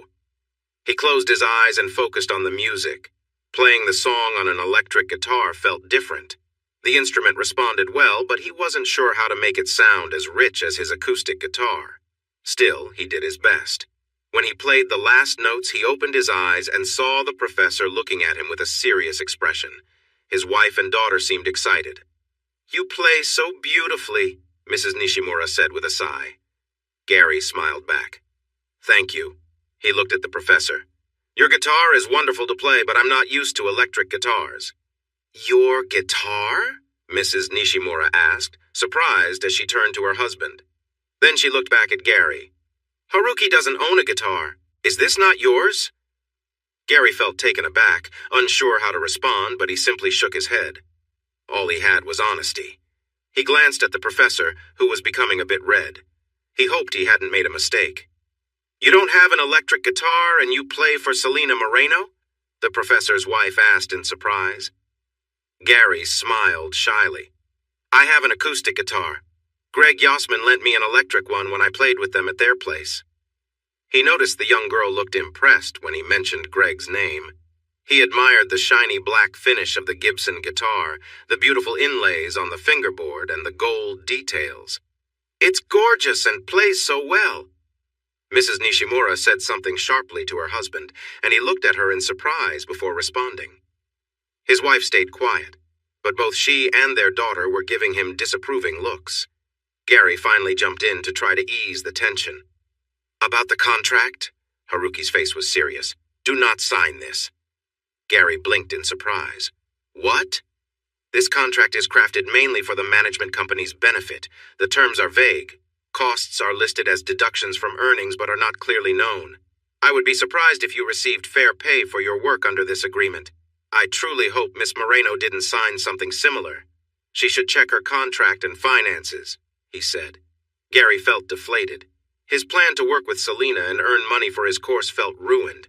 Mr. Nishimura noticed his expression and placed a hand on Gary's shoulder. "All is not lost.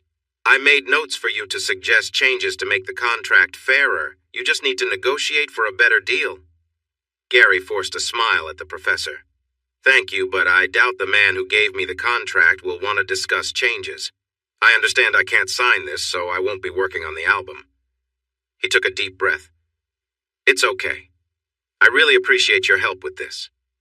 He returned the guitar to the professor, took the contract and notes, and smiled at the two women, who looked at him with understanding. As he stepped into the hallway, he heard raised voices again. It was the wife and daughter arguing with the man. Gary was glad he didn't know how to speak Japanese. He walked to the cafeteria and found his study group there, except for Jasmine, who was resting at home. She would be taking a makeup exam soon. Brock was smiling, which made Gary feel more confident than before their tests. Lee turned to him, her smile fading as she saw his expression. "What happened?" she asked. Gary shrugged. "It's a bad contract. I was advised not to sign it. The guy who offered it to me is difficult, so discussing changes is unlikely. It's a no-go." Lee looked sympathetic. "I'm so sorry, Gary. I know you wanted to do the album and earn some money from it. You should consider taking action for not getting your permission for the first song. That might earn you something," she suggested again. "Yeah," he sighed. "I'm just going to call Selena to share the bad news. Give me a moment." Gary stepped outside and called Selena on his cell. It rang twice before she answered, slightly out of breath. "Gary? Hi, Selena." "How did it go?" she asked eagerly. Not too well. I'm sorry, but I can't sign this contract. I spoke with a business law professor here at the college, and he told me the terms are vague and could prevent me from getting fair compensation." The document was created with Stefano's company in focus. It mentioned deductions from payments, but it didn't explain how much. The professor advised that it would be wise for you to check your own contract to make sure it isn't the same. Consider getting a lawyer to look it over and have an auditor check your finances. Selena felt quiet, and Gary was unsure of what to say. After a moment, he sighed. "I'm really sorry. I was looking forward to working on the album with you and Greg this weekend. Now I can't." "Thanks, Gary." The call ended. Gary felt bad after hearing the disappointment in her voice. He hoped she wasn't upset with him, but he couldn't change it now. With another sigh, he went back to his group before they headed off to the exam. Selena screamed in frustration to let out some of the anger inside her. She had been so excited about the weekend. The album was going to boost her career, and playing with Gary sparked her creativity. Their last jam session had been so uplifting. Selena wasn't truly angry at Gary. He had always been honest with her, and there was a real connection between them as artists. A deep frustration hit her, knowing that they couldn't work together because of Stefano. He became the target of her anger. She heard the front door open, and Greg walked in with grocery bags. He placed them on the counter while keeping an eye on her. He had been on edge all week, and Selena had reached her limit. "What's wrong?" Greg asked quietly. "I just spoke with Gary. We can't record the album this weekend." His law professor looked over Stefano's contract and warned him not to sign it. He said it's a bad deal that could stop him from being fairly paid. The professor suggested we check our contracts too and have our finances reviewed. Every time I've mentioned this, Stefano has reacted badly. Hearing this from someone else makes me more certain I need to act. I'm reaching out to a law firm and an accountant today. Greg frowned at her. "So, some kid thinks he can't understand a contract and we're going to risk our reputation and relationship with our agent, who has always supported us?" Selena leaned back, surprised by Greg's harsh tone. "This isn't just some kid. It's Gary. He has been honest since the night Stefano took his music for me. He hasn't been paid for that. He never agreed to it, and if he wanted to, He could take action against us, but he hasn't, right? Just give him a little time, Greg snapped back. What is wrong with you? Selena asked in disbelief. Why are you siding with Stefano instead of us?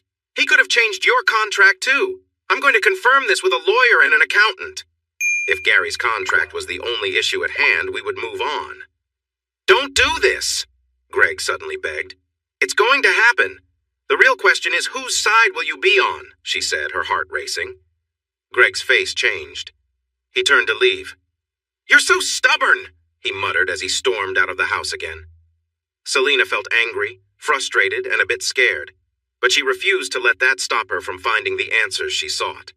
Gary watched Lee happily dancing around the cafeteria. She seemed really excited about how she did on the exam. Brock, however, looked very down. Gary caught his eye. What's wrong? You were so sure before. Oh, that wasn't about the exam. I was thinking about a guy I met last night. He was something special. It was hard to forget. Lee listened intently to Brock's story, but Gary raised his hands to stop him from going further. Too much information, please, Brock laughed. Oh, Gary, you're too funny. Gary gave him a serious look. How did the exam go? Brock's laughter slowly faded, and he sighed. I think I passed, but not by much. Gary looked at his study partner in worry. But you said you understood everything. Another sigh came from Brock. I thought so too, but during the exam I just blanked out. My mind wandered elsewhere. Gary shook his head tiredly. That won't help you when you're looking for a job at an accounting firm, or maybe it will. Brock laughed as he met Gary's gaze. You're the best, Gary chuckled. Come on, let's review so we can all enjoy our weekends. He smiled at Lee. I'm sure Brock is eager to continue his fun activities. Brock was almost giggling as he looked at Gary with a big smile. You never let me down, Mr. Truman. After an hour, Gary finished reviewing the material with Lee and Brock, who quickly said their goodbyes and rushed off to enjoy their weekends. Gary felt a twinge of disappointment as he realized his weekend plans were now dashed. He hoped Selena was all right, and had taken the professor's advice to check her contract and notes. As Gary packed his books, he noticed Mr. Nishimura approaching with a briefcase in one hand and a guitar case in the other. The man had a serious expression. Hi, Mr. Nishimura. Are you heading home for the day? He asked. Mr. Truman, you're not very good at hiding the truth. Has anyone ever told you that? Mr. Nishimura replied grumpily. Gary recalled the man's wife asking him about the guitar. He forced a smile. It takes more than one person to make a plan. You didn't tell me what role I was supposed to play. Would it really have mattered? Haruki asked. Gary shook his head. No, you're right. I'm not good at hiding my feelings. I'm really bad at lying. The professor finally smiled. That isn't always a bad thing. I can usually keep a straight face, but my wife can read me easily. She manages our money and had no idea I bought the guitar. That's why I kept it a secret. He leaned the guitar case against the table. Gary looked at him with interest. If you didn't buy it, where did it come from? From something else my wife wouldn't like. She doesn't know I played poker at a friend's place with some visitors on Wednesday night. While she was at her book club, I decided to join in. At the very end of the night, I got lucky and had a winning hand. One of the guests didn't have enough money, so he put the guitar in the game. I won $25,000 that night. How much is the guitar worth? Gary asked. Haruki shrugged. We looked it up and it's worth about $5,000. Gary remembered how nice it sounded and nodded. It was a fine instrument. Now I have a problem. My wife is upset with me for gambling and lying about the guitar being yours, the professor said. Gary wasn't sure where this was leading, but he nodded. My wife and daughter told me that I can only make things right if I give you the guitar. What? They believe, and I agree, that you will take better care of it than I ever could, Haruki said with a sigh. Gary leaned in closer, wanting to keep the conversation private. You really can't give me a $5,000 guitar? He whispered. The man looked at him. It didn't really cost me. You're not one of my students right now, and my family will only talk to me again if I do this. Gary stared at him in disbelief as the man took out his phone and snapped a selfie with a big smile next to Gary, who smiled back without thinking. You really play beautifully. Please take this for my family, the professor said, shaking Gary's hand. As the professor walked off with his briefcase, Gary almost called out to remind him about the other case. He still couldn't believe what had just happened. Gary didn't want to open the guitar case in the cafeteria, so he secured his backpack and picked up the guitar case. It felt heavier than his acoustic one. The weight made it all feel more real to him. He decided to take it home until Mr. Nishimura changed his mind. He left the cafeteria and walked across the campus toward the subway entrance. Remembering his promise to Emma, he paused to look for excited Moreno fans before crossing the lane where he had nearly been hit the night before. There was no traffic tonight. He made it to the subway without any problems, but saw the train leaving just as he got to the platform. He watched it go, but his thoughts were far away. Only a few other people were waiting, so he stood his guitar case on its end and rested his hands on top. He was really happy he and Emma had reconnected. They still needed to find time for each other, but Emma said she would talk to Dennis about sharing the shifts with more people. Having only 3 shifts every day wasn't fair if they wanted to enjoy life. His eyes caught the next train coming in, but it wasn't his, so he went back to thinking about Emma. He wished he could have made the album with Selena, because it could have earned him some money to help with school. This would have made things easier and allowed him to take Emma out to a nice dinner, a movie, or even dancing. As the train rushed in, someone grabbed Gary from behind and pushed him toward the edge of the platform. Gary felt unsteady with the heavy backpack and the guitar case between his legs. The extra weight helped keep him from being pushed off entirely. The guitar slipped back and tripped the person behind him. He quickly turned just as the train sped by without stopping, glancing back at the angry face of Greg Yossman. "Greg, what?" Gary started to say, but Greg suddenly shoved him down onto the platform. Gary hit the side of his head against the armrest of a bench, and lights danced in front of his eyes. "Ouch!" Gary exclaimed as he fell. "You've ruined everything!" Greg shouted as he stood over Gary. Disoriented from the impact, Gary could only stare at the upset man. "She's going to find out. She'll learn the truth about me." Greg continued to yell, though his voice dropped as tears filled his eyes. There was a deep sadness forming in his tone. Greg paced in front of Gary, glaring down at him. "She'll find out I let Stefano take from her for years. I even took a share because she was the talented one, and I was so jealous." He was breathing heavily, tears rolling down his face. "Now everything is ruined because you made her suspicious about Stefano and got her to check the accounts." Gary focused on Greg's face as the man shook his head wildly.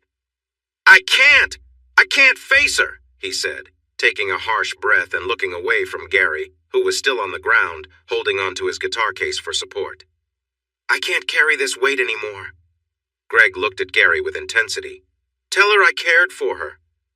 "I'm sorry," Gary said. To his shock, Greg stepped back off the platform just as the next train rolled into the station. Someone shouted. The train screeched to a stop and Gary shut his eyes.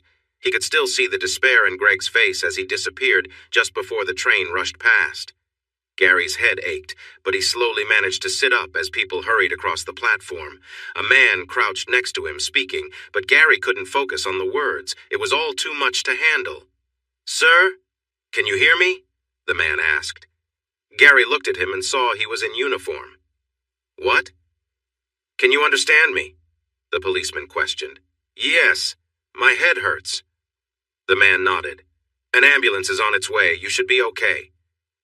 He pressed something soft against Gary's head, and Gary flinched, taking a quick breath. "Stay still. This will help. What's your name?" Gary. Truman." "Do you know the name of the person involved? Did you know him?" the officer asked. Gary's gaze met the officer's curious look. "Yes, Greg Yossman. I didn't know him well. I just played music with him once." The officer's eyebrows raised. "Yossman? The musician?" Gary felt overwhelmed by what had happened. He had to tell Selena. Someone needs to inform Selena. She shouldn't find out from the news. "We will handle that, sir. Who can we contact for you?" the officer asked.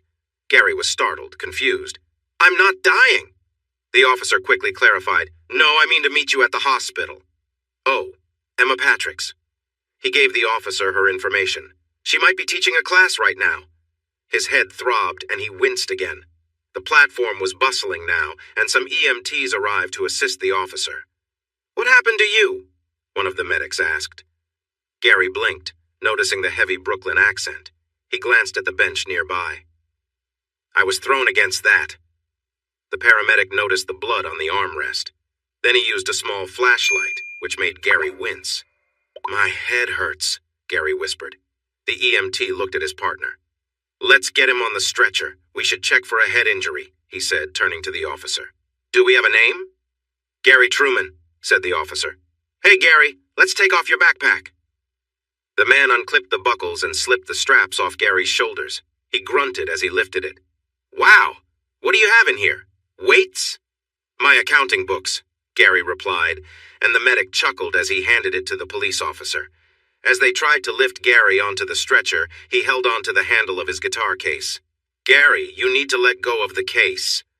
"No," Gary mumbled, his headache intensifying. "Officer Franklin will take care of it," the medic assured him. "He's following us to the hospital," the medic said. Gary looked at the officer and saw him nod. He relaxed his grip, and the EMT handed the bag to the officer. Once he was lying on the stretcher, Gary let out a sigh. "Stay awake, Gary," the EMT said. Gary wondered if that was the worst advice he could get. Hours later, Gary was sitting in a chair at a police station, facing Detective Delgado again. After getting stitches for his injury, Officer Franklin had brought Gary and Emma to the station and handed them over to the detective. The clock on the wall showed it was almost 2 a.m. Gary's face hurt, and his head was starting to throb again as the painkillers he got at the hospital wore off. His face was bruised and swollen, especially around his left eye.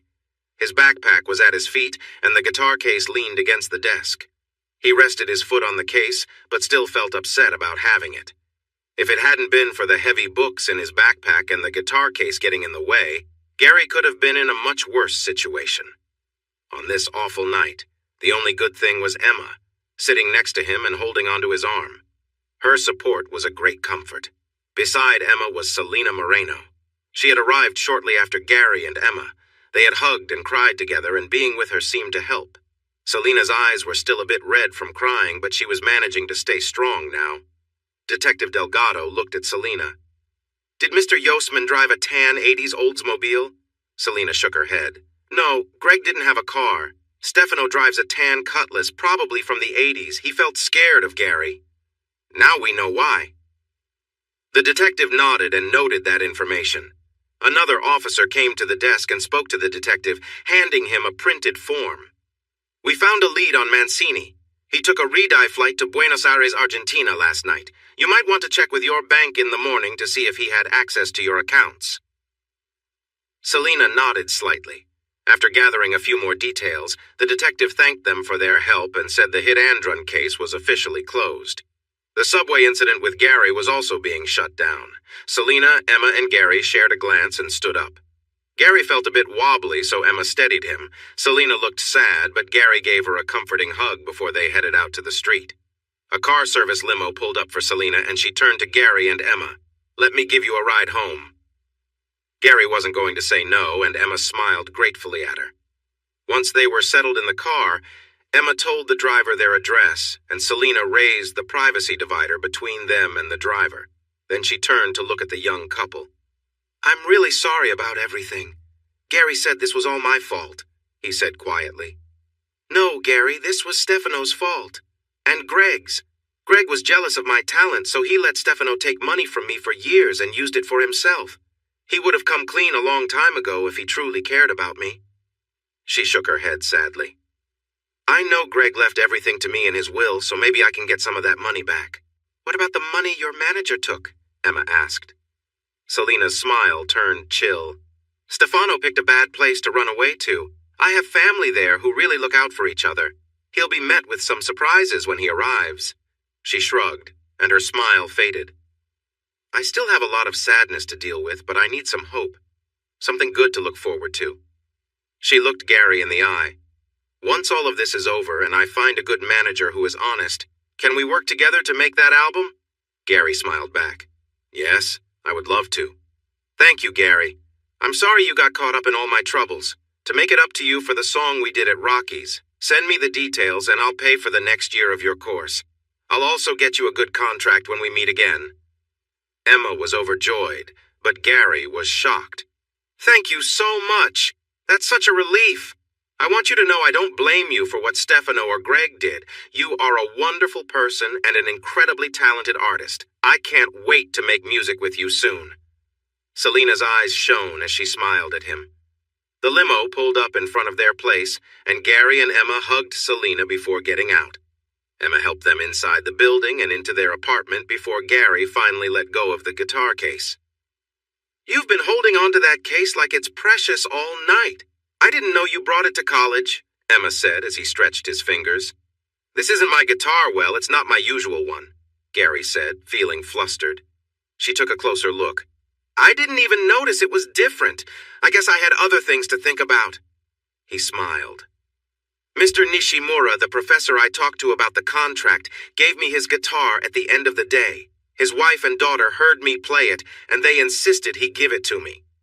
He opened the case, and Emma gasped. Oh, wow, it's beautiful. Is it an electric guitar? Gary nodded. If he doesn't change his mind and wants it back, I have to learn how to play it, which means I'll need a small amplifier and headphones. Then he sighed. Or I could sell it and use the money for my final year of college. No, you can't sell this beautiful guitar. Plus, selling it won't pay for your course, Emma argued. Gary met her gaze. You're right, but it would really help with the expenses. It's a $5,000 guitar. Emma's eyes widened, and she covered her mouth with her hands.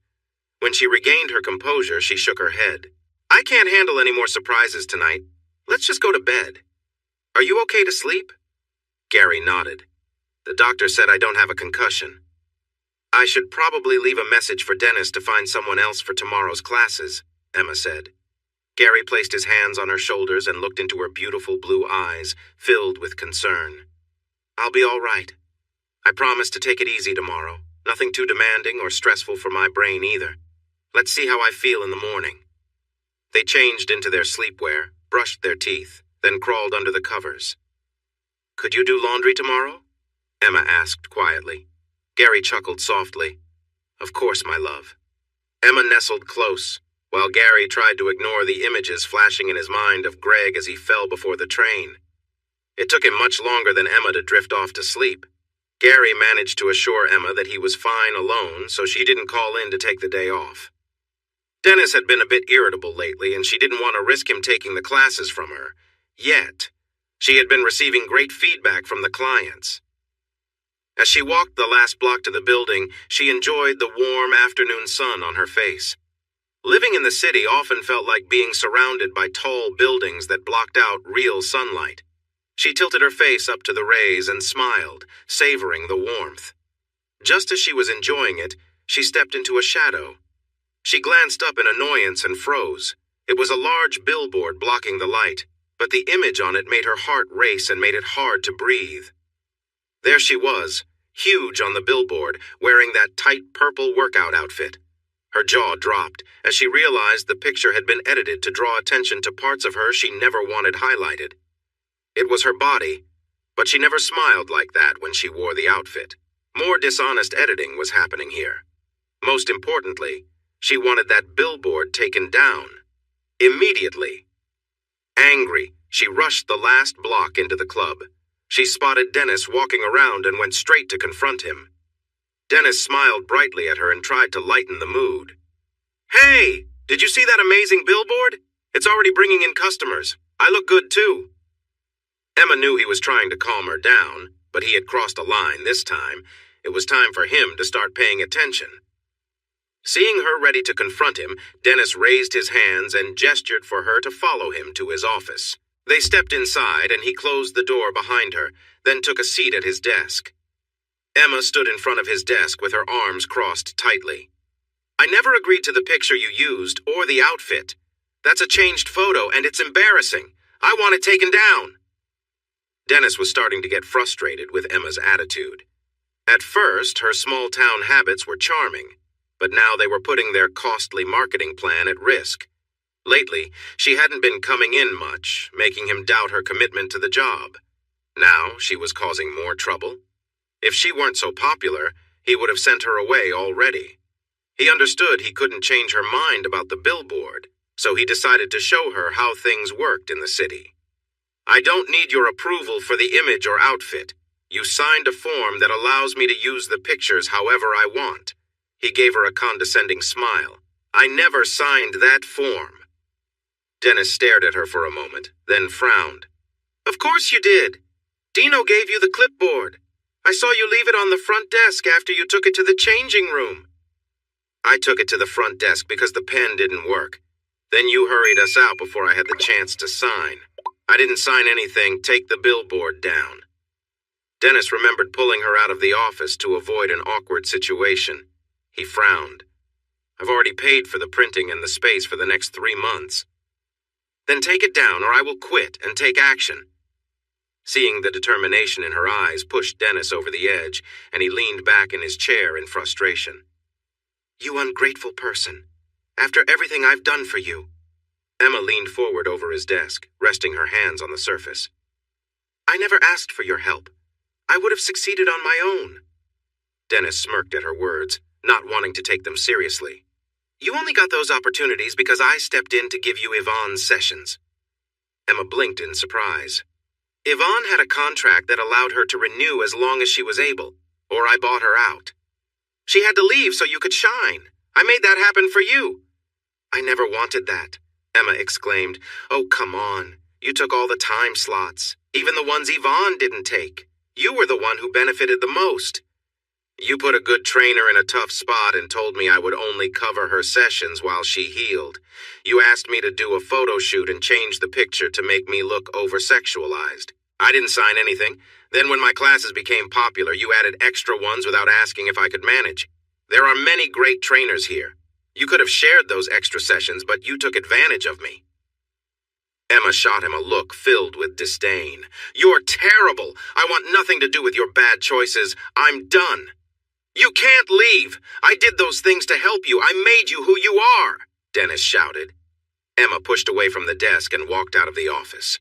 She needed to be in a place where others could see what would happen next. Dennis jumped up, feeling angry and ready to confront her. Then he noticed the alert on his phone blinking. His face turned white as he remembered their argument from when she leaned against his desk. Oh no. He quickly turned off the alert and heard the sound it made since his door was now open. He hurried out to find everyone looking at him. Many were on their phones, but their eyes were glued to him. Emma stood with the other trainers, her eyes fixed on him. He was in trouble. Dennis decided to run. Nancy Delaney waited for the other trainers to finish talking to Emma before approaching her. "That was amazing!" Emma smiled back, then her face fell. "Now that I've quit, how will I get that billboard taken down?" "Did Dennis ever give you a contract?" the lawyer asked. Emma shook her head. "I was just covering for Yvonne until she got back. I just had a regular job contract." Nancy placed a reassuring hand on her arm. "Leave it to me. After I'm done with Dennis and the fitness club chain, he will have nothing, and they will be begging you to return. You didn't sign the model release?" "They gave me an empty pen to sign it, and then Dennis hurried me out of the office, so I forgot," Emma explained. Nancy grinned. "How much did they change the photo?" she asked. Emma sighed. "It's my head and body, but the photographer only got one photo of me in that outfit. I changed into my regular clothes right after. I wasn't smiling like I am on the billboard when he took that shot. He also made my figure look bigger." Nancy smiled widely, excited for the challenge. "I'll take down the photographer, too." Emma looked worried. "I was just joking about suing Dennis. I don't have money for a lawsuit, and I just lost my job." Nancy gave her arm another comforting pat. "Emma, I'm going to do this for free. It feels good to make things right." Emma gave a hopeful smile in return.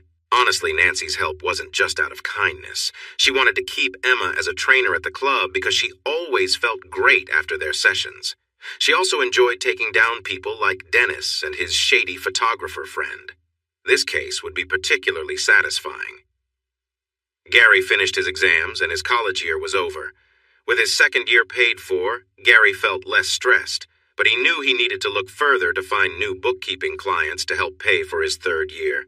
He hoped that the album Selena was planning to produce might bring in some money, but since he didn't understand the music business, he wouldn't rely on that.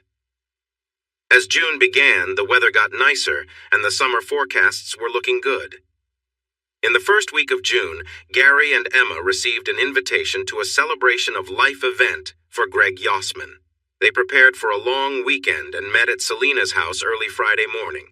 She had arranged a comfortable coach to take her and some friends to Martha's Vineyard. Gary brought his guitars, as she had asked, since many musicians would be there, leading to fun jam sessions. Emma was thrilled to see so many talented people from the music world boarding the bus, and Gary was happy to meet them, too. There were 3 guitarists, 2 bass players, a keyboardist, a drummer, and 3 friendly women who sang backup in Selena's band. Selena mentioned more guests would arrive on their own. Everyone on the bus was very welcoming, especially when Selena introduced Gary as the mystery guitarist from her last album. Emma got along with everyone just by being herself. The ride lasted over 5 hours, but the time sped by thanks to lively conversations and shared memories. When the bus reached the mansion, Gary and Emma looked out the window, surprised by the large 2-story building. It was impressive. On one side, 3 delivery trucks were parked. People hurried from the trucks into the house carrying boxes and food trays. Gary guessed these were the caterers preparing for the event. Once everyone exited the bus, Selena addressed them. "Please see Janice to get your assigned rooms. You can have a quick lunch in the dining room where there are sandwiches, both vegan and regular, and salads. You have the rest of the afternoon to explore the grounds or relax on the beach. Dinner will be served in the dining room at 8 tonight." She smiled warmly. "Welcome!" Everyone grabbed their bags and walked to the side entrance, where a cheerful brunette awaited them with a tablet and some floor plans. She helped them find their assigned rooms. Following the map, Gary and Emma discovered their room on the 2nd floor, which had a beautiful view of the beach. The room looked beautiful, and they had a nice bathroom with a big shower. "Let's go for a run on the beach," Emma said quickly, smiling brightly. Gary rolled his eyes but knew she was right. He hadn't been running as much as she had. For the past 2 weeks, Emma had been in touch with a lawyer friend who was talking to the people in charge at the gym where she used to work. Mrs. Delaney was also helping Yvonne with her case against them for free. Nancy had convinced her to wait for an answer from the gym before looking for a new job, and the lawyer believed they would respond soon. Emma and Gary were relieved to find out the billboard was no longer showing Emma's face to strangers passing by. The photographer also didn't have a license to work in New York. When Nancy told Emma she would take care of things, she meant it. "Come on, Mr. Lazybones," Emma joked, and Gary quickly put on his running clothes and followed her downstairs, out the front door, and along the path to the beach. They paused on the firmer sand by the water and took in the fresh sea air. Emma began stretching with a big smile, and Gary joined her. Once they were warmed up, Emma led them down the shoreline, and Gary matched her pace. They exchanged silly grins as they ran. It felt like paradise. Gary was very hungry by the time dinner arrived. Janice stood at the entrance, directing people to their tables. Everyone seemed to be enjoying themselves and shared a love for music, which kept the conversation flowing without any issues. Emma and Gary found themselves sitting next to Selena. Dinner was served buffet-style again, so they filled their plates with hot roast beef, steamed vegetables, and a side salad before returning to their table. Raven, Delia, and Letitia, Selena's backup singers, joined their group, and there was plenty of laughter during the meal. Emma was impressed by how well they could sing together. Years of practice had paid off. After dinner, everyone was invited to bring their instruments down to the lower level, where a spacious room with couches was set up in a circle.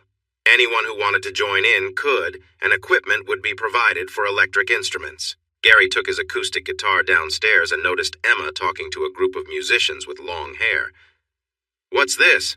Gary asked as he approached Emma, raising an eyebrow at the men. Emma saw he wasn't too worried, but she took his hand to reassure him. "Just chatting with one of the few single ladies here." "We didn't see a ring on her finger," said a guy with a bass guitar. "Emma and I share a connection that goes beyond any old traditions. It's really about two people joining together. Keep that in mind when you come around with your weak lines," Gary said with a cheeky smile. He nodded to the guys and then took Emma's hand to walk away. She smiled back at him. "That was smooth, Gary." He nodded. "It's true, too. What if I like traditions and old customs?" she asked softly. "Then you can have those," he replied, looking her in the eye. She held his gaze, and after a moment she nodded back with a pleased smile. "Gary!" They turned to see Selena waving him over. They joined her and two others, and she introduced them. "Gary and Emma, this is Eric Gladstone, my bass player, and this is Julie Punk, my percussionist." They greeted each other with friendly smiles. Eric was a tall, strong man with a serious face that made his bright yellow SpongeBob shirt seem out of place. Julie was also tall but very thin. She had a fit look in her sleeveless shirt, ripped jeans, and sturdy boots. She had shaved the sides of her head, and her hair on top was long and wild. "Eric and Julie have been with me from the start. They were with Greg before I joined. Stefano didn't take money from them, just from me." "Did you get back any money Stefano took?" Emma asked. Selena smiled slyly. "Yes, Stefano changed his mind when he got to Buenos Aires. He returned the money he had taken from me over the years. There was even more than I thought. My family there were happy about how generous he suddenly became." Gary smiled at her but chose not to ask what happened to Stefano afterwards. Instead, he placed a hand on Emma's back to steer the conversation. "Do you have a cassette tape player?" Selena thought for a moment. "We don't really use cassettes anymore, but there might be one in the studio. Eric, do you know?" He nodded. "There should be an old one there. What have you got?" he asked Gary. Opening his guitar case, Gary took out 3 cassettes he found in boxes under their bed. "That's a nice old Gibson," Eric said, admiring the guitar. Gary smiled back. "It came with the apartment we moved into. The cassettes did too, but I don't know what's on them." Julie looked puzzled. "What kind of apartment comes with a guitar?" He shrugged. "The last renter left it behind when he traveled the world." Emma raised an eyebrow at Gary with a teasing look. He's leaving out that the older gentleman learned he was very sick, chose to take a trip, and unfortunately passed away while he was gone. He had no family, so the landlord said we could take everything in the apartment. "Great find," Eric said as he reached out for the cassettes, and Gary nodded while handing them over. Eric looked at the labels with interest. "Burn, April 1989. Selena raised an eyebrow. "I wonder what burn means." Julie smiled. "I've heard of burning a CD or a DVD, but not a cassette." Eric shook his head. "CD burning didn't become common until after the late 90s, not back in 1989. He checked the other 2 labels. "Burn, November 1987, burn, July 1988. He frowned. "This is making me curious. Let's go listen." He walked ahead with Selena, Julie, Emma, and Gary following. They left the big room, walked down a hall, and entered a door on the left, halfway down. They found themselves in a control room for a recording studio, with lots of equipment on one wall. There was a large audio mixing station with many controls. Greg smiled at Emma, who looked around in amazement. Selena turned on the mixing board, and Eric went to the wall where a dual cassette player was set up. He turned that on and inserted one of the cassettes. Selena adjusted one of the controls on the board and nodded to Eric, who pressed play. The tape was quiet at first, then a distant whistle could be heard before fading away. "A kettle?" Emma asked, smiling, and Selena and Eric nodded in agreement. They heard a few more everyday sounds, and Eric reached for the fast-forward button. "Wait, he's talking," Selena said, raising her hand to stop him. A deep voice approached the recorder. "Burn, April 1989. Let's do this." Eric's expression changed. He looked at Julie. "Go get Benny," he said, excited. Gary watched and smiled as he recognized the sound of a guitar. It had a deep, warm tone. The sound turned into a melody that was slow and sad, bringing to mind a smoky atmosphere of a cozy stage, pure blues. Julie returned with an older man. He had a coffee-colored complexion, peppery gray hair, and a trimmed beard. He wore dark glasses and nicer clothes than anyone else there. He looked at the group with curiosity, then slowly smiled as the voice they had heard began to sing. Gary watched Benny's face change with emotion. Recognition shifted to joy, curiosity, and then confusion as he tried to understand. "I don't know this one," Benny said quietly. "How?" he asked with wonder. A fleeting look of sadness crossed his face before he fixed his gaze on Eric. "What recording is this?" Eric looked at Benny closely. "You know who this is?" Benny frowned. "That's not funny. Of course I recognize Casey's voice. When was this recorded? I don't recognize the lyrics, and I know all of his songs." "April 1989. Eric said. Benny's expression changed. What? That's impossible. He died in 1982. Apparently not. Gary and Emma found his hiding place when they moved to New York City. He looked to Gary. Last summer, Gary said. Eric nodded. They moved into an apartment of an older man who had a serious illness, took a trip around the world, and passed away on the journey. Gary found Casey's guitar under the bed and these cassettes. He held up the other two, and Benny took them and read the labels. Who was Casey? Gary asked. Benny snorted but looked a bit uncertain. Good question. The man lived to change who he was. When I met him in '68, he'd already had 2 stage names and settled on Casey Burnell, a new voice in blues. I was learning how to play, and he helped me even though he was just 5 years older. I ended up being his friend for a long time. We shared a house in New Orleans during the '70s. Then he got sick and fought hard. I thought he was winning, then he disappeared. Who told you he died? Selena asked. A fan sent me his obituary from a newspaper in Arizona, Benny said as he thought about it. Finally, he shook his head. It's sad. To be that talented and only leave behind a few cassettes. Emma exchanged a glance with Gary. Selena noticed. What is it, Emma? Gary brought 3 tapes, but there are 5 shoeboxes full of cassettes, she said as she watched their reactions. Wow, Benny exclaimed. They were quiet as Burns sang about his lost love. This is really good, Gary said. Everyone nodded but stayed quiet. Benny finally spoke. He went back to writing and playing, but he didn't share anything. With that many cassettes, he might have hundreds of new songs. Why didn't he release them? Emma asked.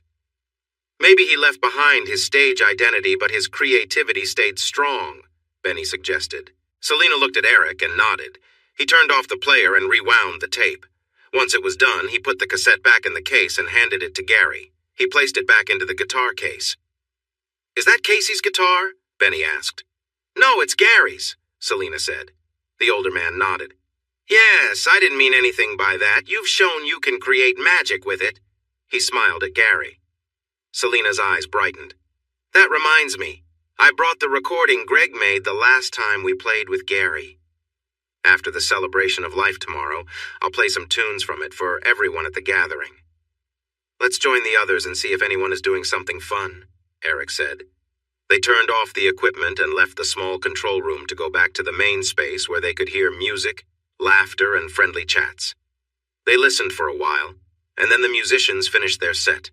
Everyone clapped, and Selena pulled Gary and Emma back to the big couch where Eric had his bass, and Julia was sitting in front of some digital drum pads.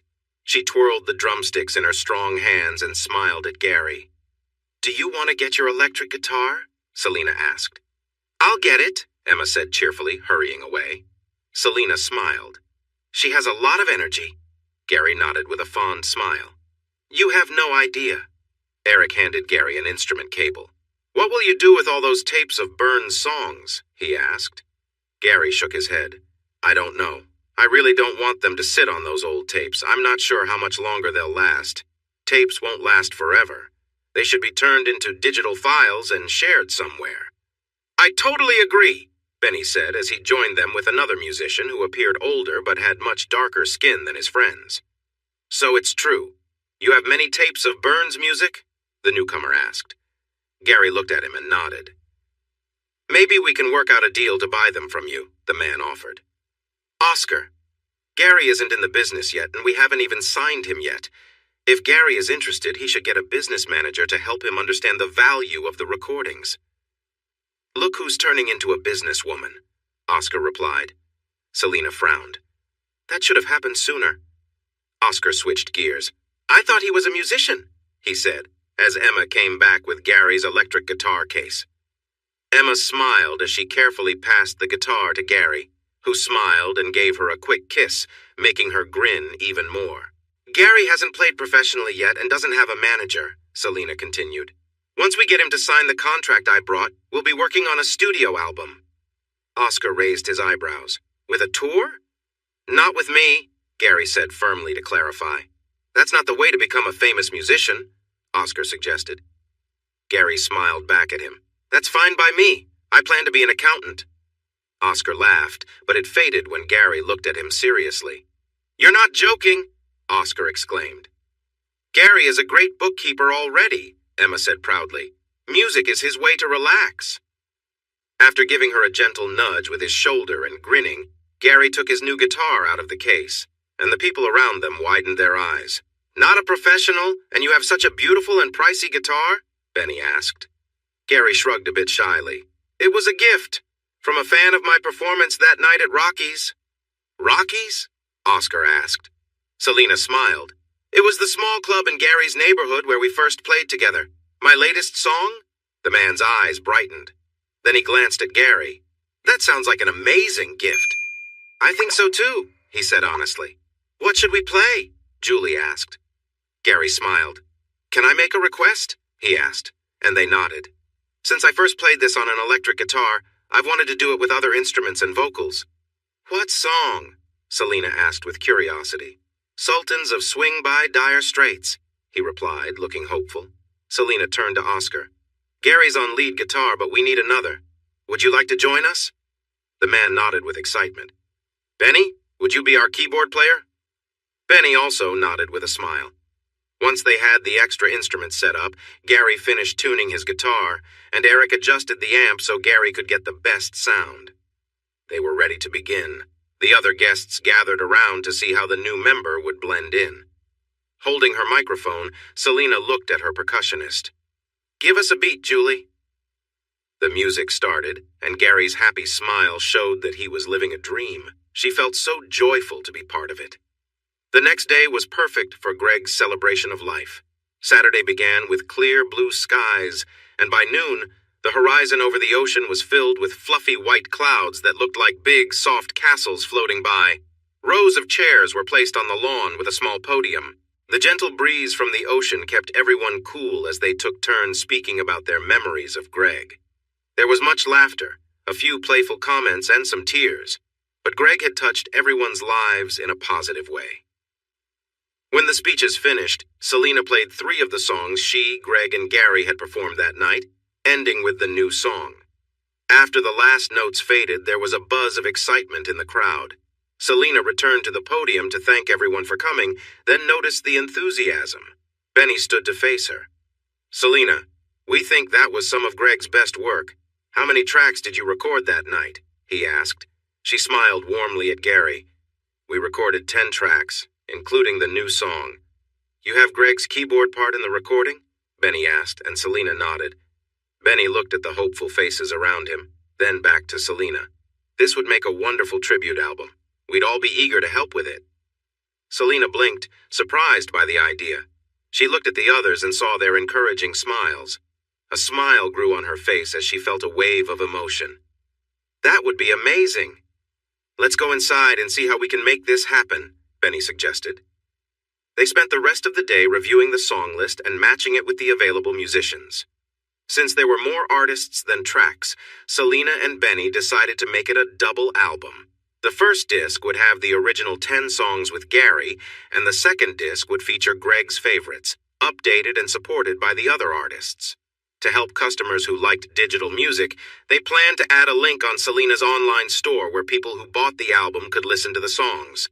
It was a big task, but everyone was excited to take part. Janice was asked to track which artists were on which songs to make sure everyone was credited and paid for their work. Emma decided to help Janice with organizing the musicians, making sure they were in the right places at the right times. She also took photos of each artist, along with some fun, candid shots for the album cover. Her cheerful attitude helped even the most difficult musicians relax and enjoy the process. Selena would sing on every song, and she asked Gary to play on about half of the tracks on the second disc because she felt they needed a refresh. "Could I see the contract now?" Gary asked her with a smile. Benny laughed and sat down with them to go over the contract Selena had gotten for Gary from her new agent. He explained everything Gary wanted to know. In the end, Gary signed it and shook hands with Selena and Benny, who witnessed it for him.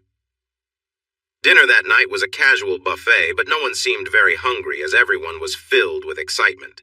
They planned to practice that night to get through as many songs as possible for the next day. The rest would be worked on Monday. Janice prepared a schedule for which songs would be recorded in what order, depending on when the artists could be there. Some guests were leaving the next morning, so they needed to finish 2 of the tracks that night. Gary sat with Eric, Benny, and Oscar, who were still trying to make a deal for the cassettes, when Emma hurried over to Gary and gave him a quick kiss.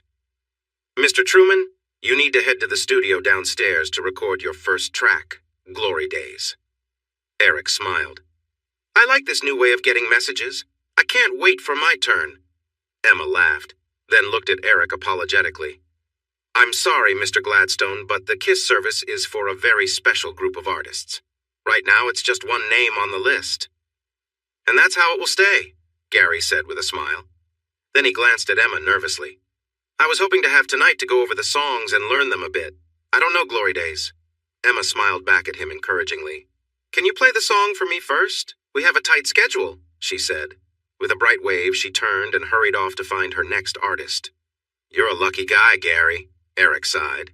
"Can't argue with that. Talk later," Gary replied to the group and rushed down to the studio. Selena looked up, smiled, and noticed the worry on his face. "I'm not familiar with Glory Days. Can I listen to it first and then get your thoughts?" Gary asked. Selena smiled and pulled it up on her phone. They listened as the other musicians arrived and got ready. As the song played, Gary worked with his guitar, trying to find the right notes, feeling the sound and how it fit. He nodded as he thought about the melody. Selena glanced around the room, seeing she had everyone's attention. Greg loved this song because it reminded him of his father, who always talked about his own glory days in high school football. Everyone knows the original except for Gary, I think. "He's playing lead guitar and he doesn't know the song?"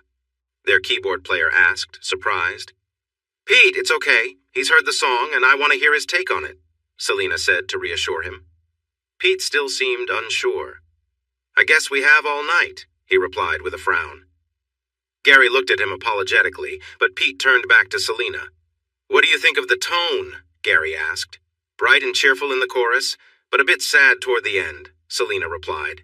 Gary nodded. "Okay, here's my idea." He closed his eyes and began to play the song as it started. When it moved to the chorus, he opened it up like a crowd cheering for their team.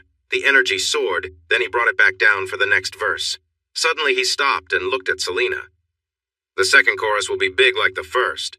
When the bridge starts, Greg's keyboard solo comes in, then back to the final verse, and the outro will be a softer version of the chorus. Does that work?" "It changes the song. That chorus is way too lively," Pete protested. "I may not have my own glory days yet. Maybe these are my glory days. But I've heard my dad talk about his school years, and those stories always felt larger than life. Shouldn't the music show that?" Gary explained. "Okay, we can give it a shot, but the last chorus and outro should reflect the passing of time," Selena said, and Gary agreed. Selena stepped into a smaller room in the studio to record her vocals separately.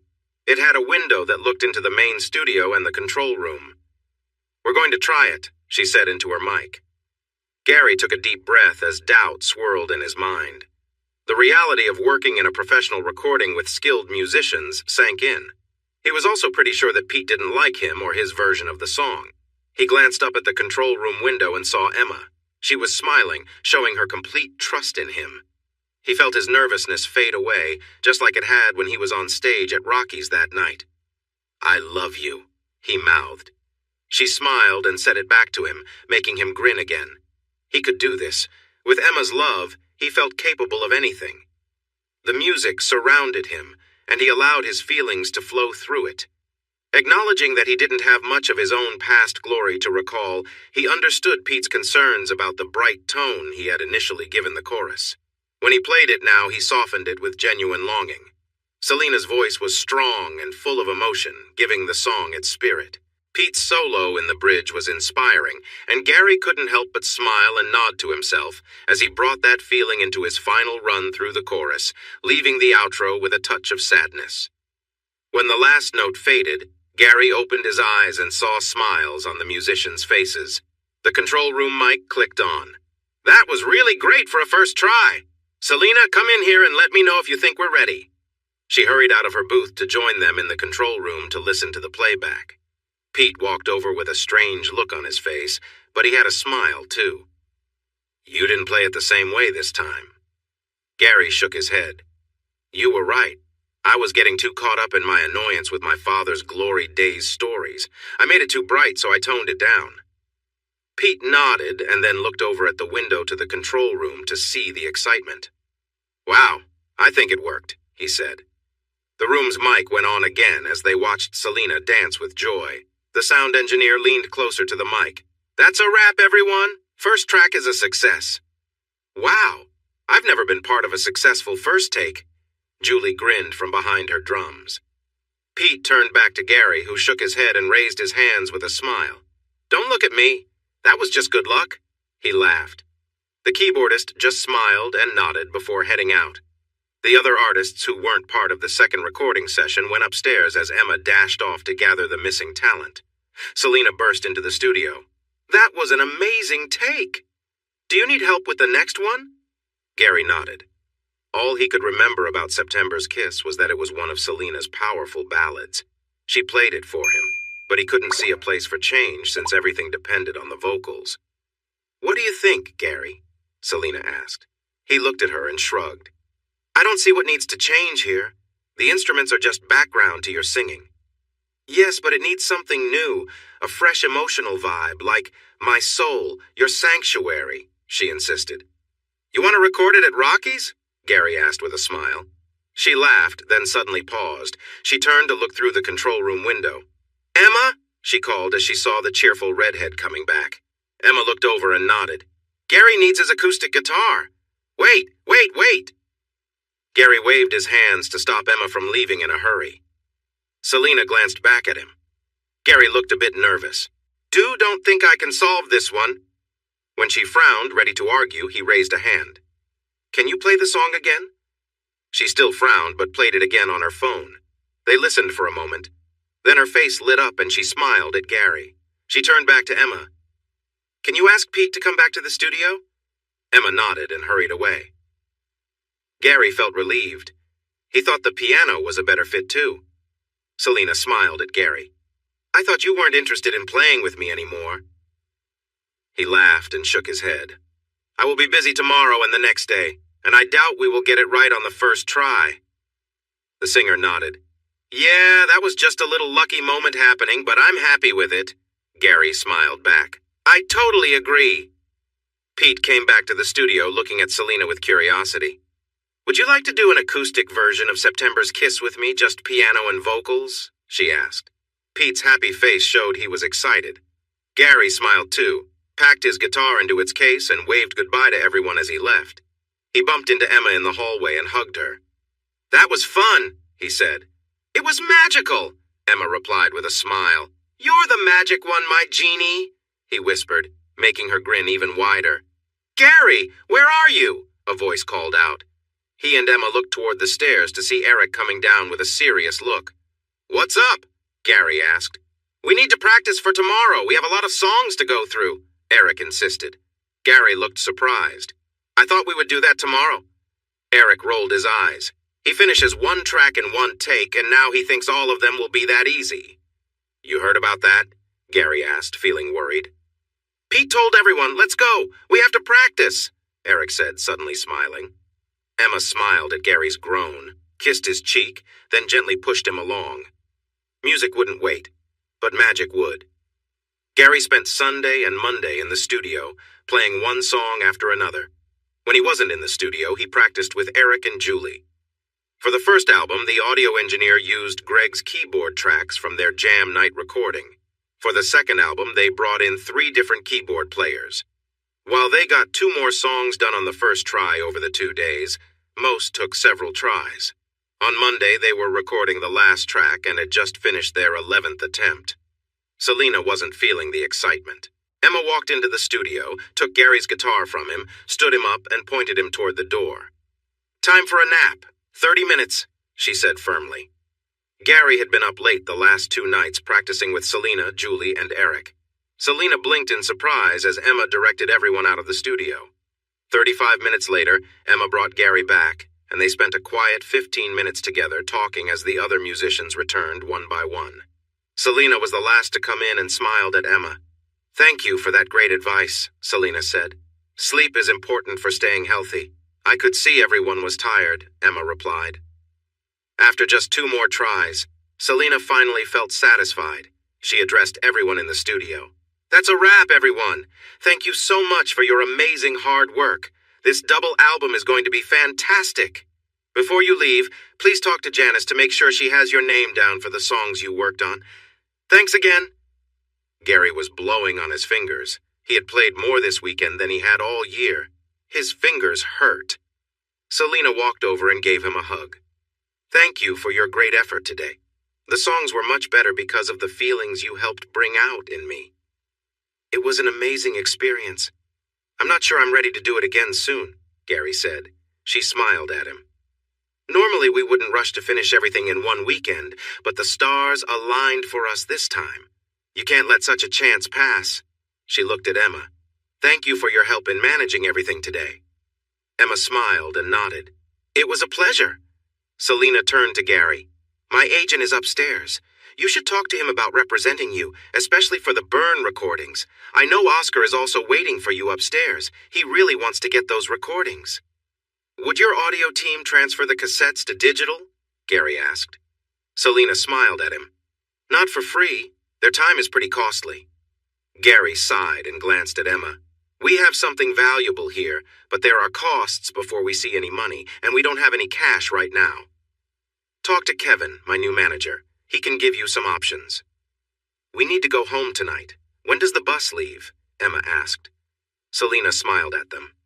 "The bus already left. Everyone still here is catching flights home. You'll be flying with Kevin and me tonight." Emma's eyes widened in surprise. "We've never flown before."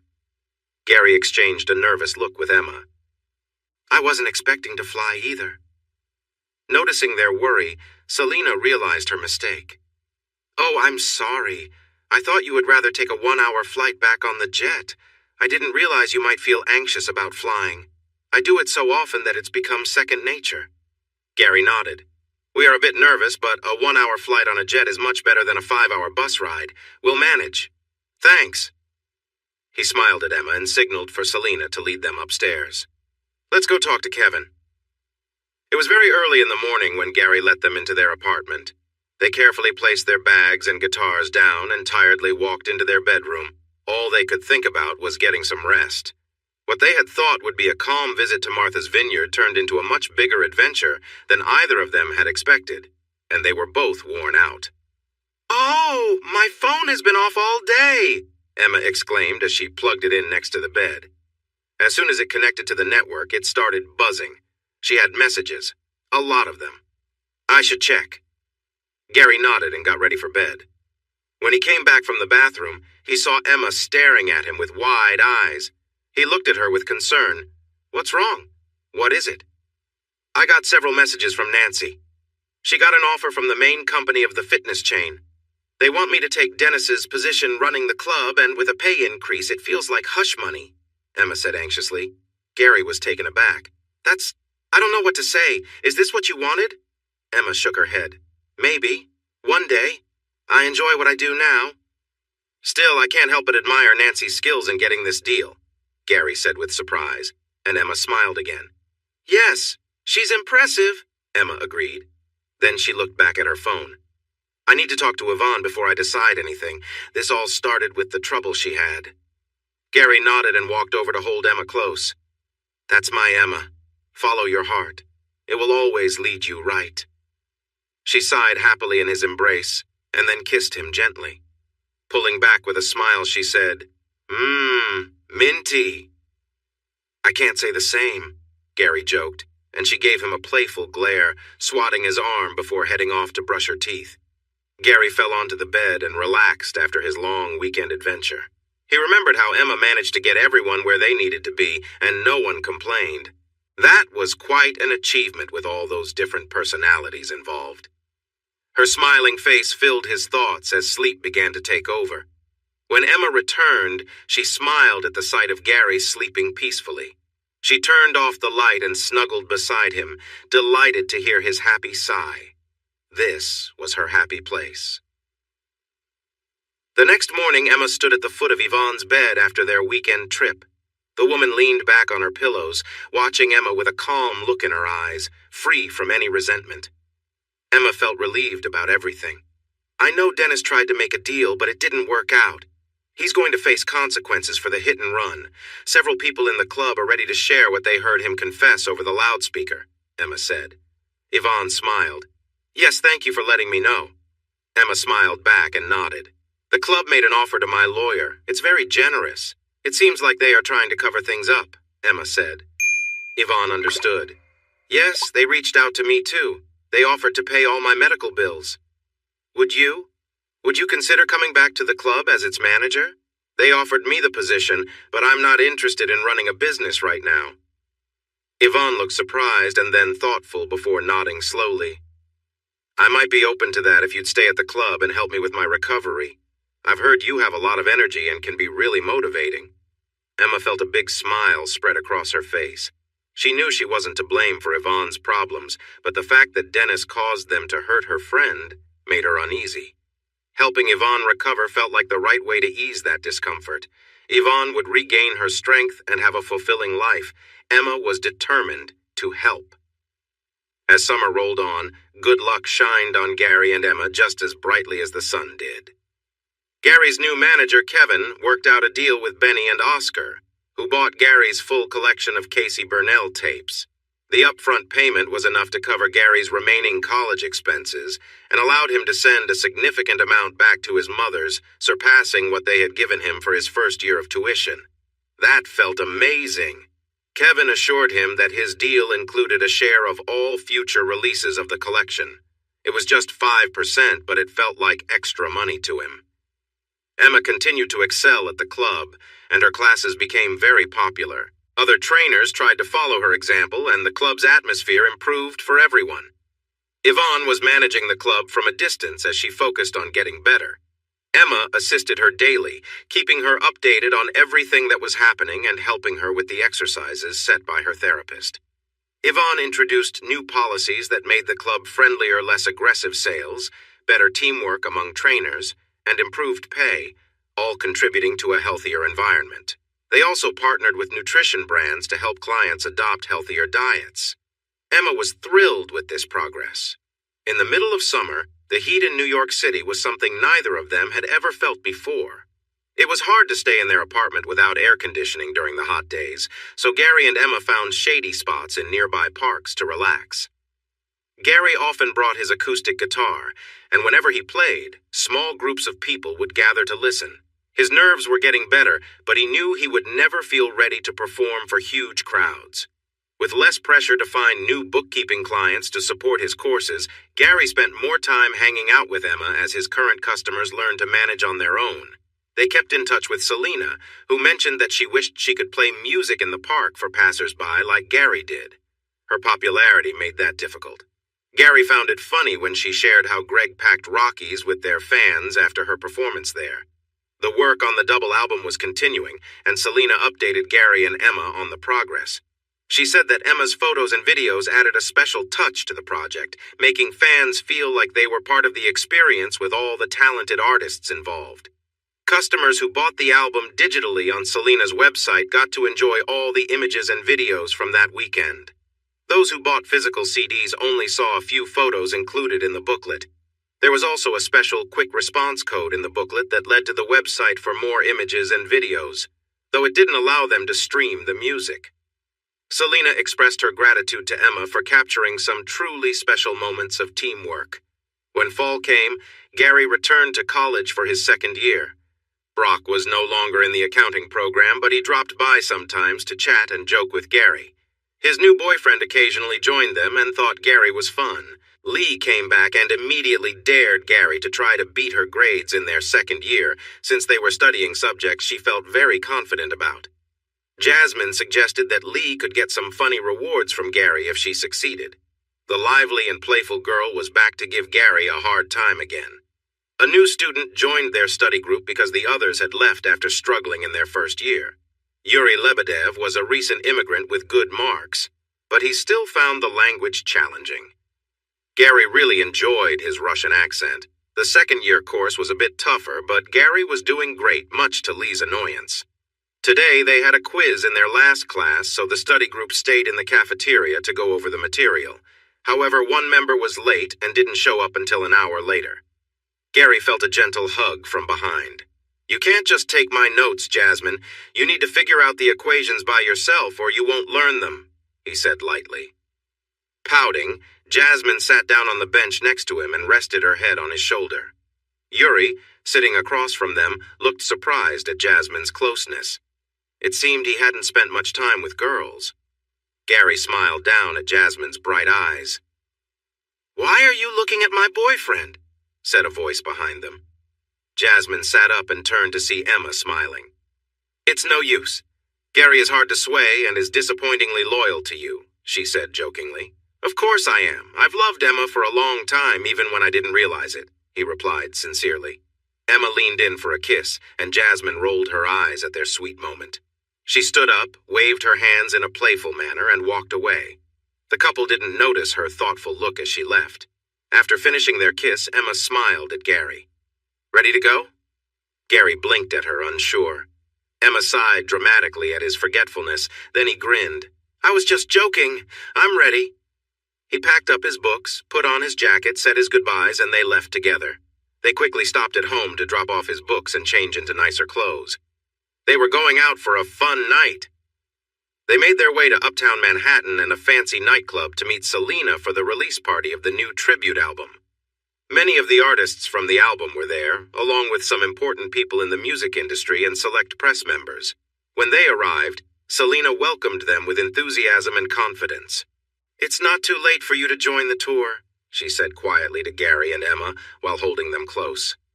Gary knew she felt let down, but he had been clear about his decision. He also knew she had hired a new lead guitarist for the band, and he was involved in choosing her. The new musician was young, talented, and passionate about music.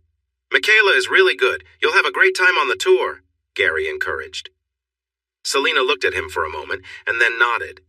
"It will be fantastic," she said with certainty. Then she took Gary's hand again.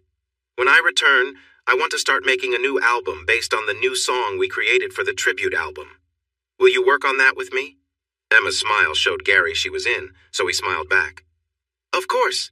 Just have your team talk to mine. Wait, your team is my team." Kevin, who was nearby, caught this as Gary included him in the conversation. "What's this? More teamwork with my favorite two clients?" Kevin joked, and Selena's happy smile confirmed it. "Gary, let me gather the details from her and I'll reach out to you," Kevin said as he led Selena away. The talented woman Gary mentioned joined him and Emma, and they shook hands. "Great to see you again, Gary, Emma," Michaela said in her lovely Irish accent. She had big, bright red hair and rosy cheeks. Her lively green eyes sparkled with joy being around her favorite stars. "Good to see you too," Gary replied. "I can't believe I'm going on a tour with Selena. I'm so excited," Michaela exclaimed. "Better you up on stage than me," Gary said with a slight shiver. The guitarist looked at him with concern. "Still dealing with stage fright?" Gary shrugged. "Luckily, accountants don't perform before a crowd," he said with a grin. Michaela laughed and exchanged a smile with Emma. "I loved the pictures and videos you took of all the musicians." Emma beamed with pride. They moved deeper into the party, greeting the artists they had worked with and introducing Michaela to them. Benny and Oscar welcomed Gary and Emma with enthusiasm. The conversion of cassettes to digital format was almost done. They were excited about releasing the first album next year and talked about releasing it on vinyl first for more chances to earn royalties. Dinner was served, and people found tables to sit together. Michaela stuck close to Gary and Emma all evening. Several musicians Gary collaborated with on the album stopped by to say hello. Some even asked if Gary would be open to jamming with them sometime. Gary was taken aback, but Emma was thrilled and noted the dates for their meetups. As the evening came to a close, Gary and Emma settled onto a sofa with Michaela, Gary between the two redheads. Across from them sat Selena, Eric, and Julie. Benny and Oscar rounded out their group. Michaela seemed to be trying to work up the courage to ask Gary something, and he sensed it had been on her mind all night. Finally, he looked into her bright green eyes. "Would you like to ask me something?" She giggled, clearly caught, and nodded. "I'd like to know what inspires you to reach deep emotions in your music," she said. Gary saw Selena's eyes light up as Michaela leaned in to hear his answer. Gary smiled and nodded gently. "That's an easy one. It has changed in small ways over the years as we grew up, but now I see how important it really is." He noticed everyone was listening closely. "I picture a distant farmhouse at dawn on a warm, sunny morning. A dirt path leads away from me toward the house. Coming down the path is a creature so beautiful and graceful. All I can do is open my heart to her, hoping I'm deserving of her love and wishing she will always be with me." Emma looked at Gary with tears in her eyes, remembering their last day in high school. He was late, and she ran to meet him. Her love for him felt so strong that she pulled him into a tight hug and kissed him. Selena smiled widely at the scene of the couple's affection for each other. Once Emma steadied her emotions, she gave a bright but shy smile to the others. "I'll say it again, Gary, you're one lucky guy," Eric said with a grin. Gary nodded, unable to speak because of the lump in his throat. Julie sighed, looking a bit dreamy. "Do you think a loud drummer like me will ever find true love?" Selena smiled back and nodded. "I thought I had that with Greg, but he lost his way, caught up in jealousy and guilt. But seeing Gary and Emma, I can't help but believe in love, and the chance for love still exists for me," Selena said with a gentle smile. Gary and Emma nodded back, and her smile became brighter. She raised her glass, and everyone at the table joined in for a toast. Selena beamed at her friends. "Here's to a future filled with successful ventures, laughter in our days, comfort in our nights, deeper friendships, and most of all, love to fill our hearts." Gary couldn't think of anything to add, and saw the love Emma had for him reflected in her eyes. With her love, he felt he could do anything. Hey everyone! Thanks for watching. Don't forget to subscribe and turn on notifications so you won't miss any of the exciting stories we have coming up. What do you think about the characters in this story? Let us know in the comments. We'd love to hear from you.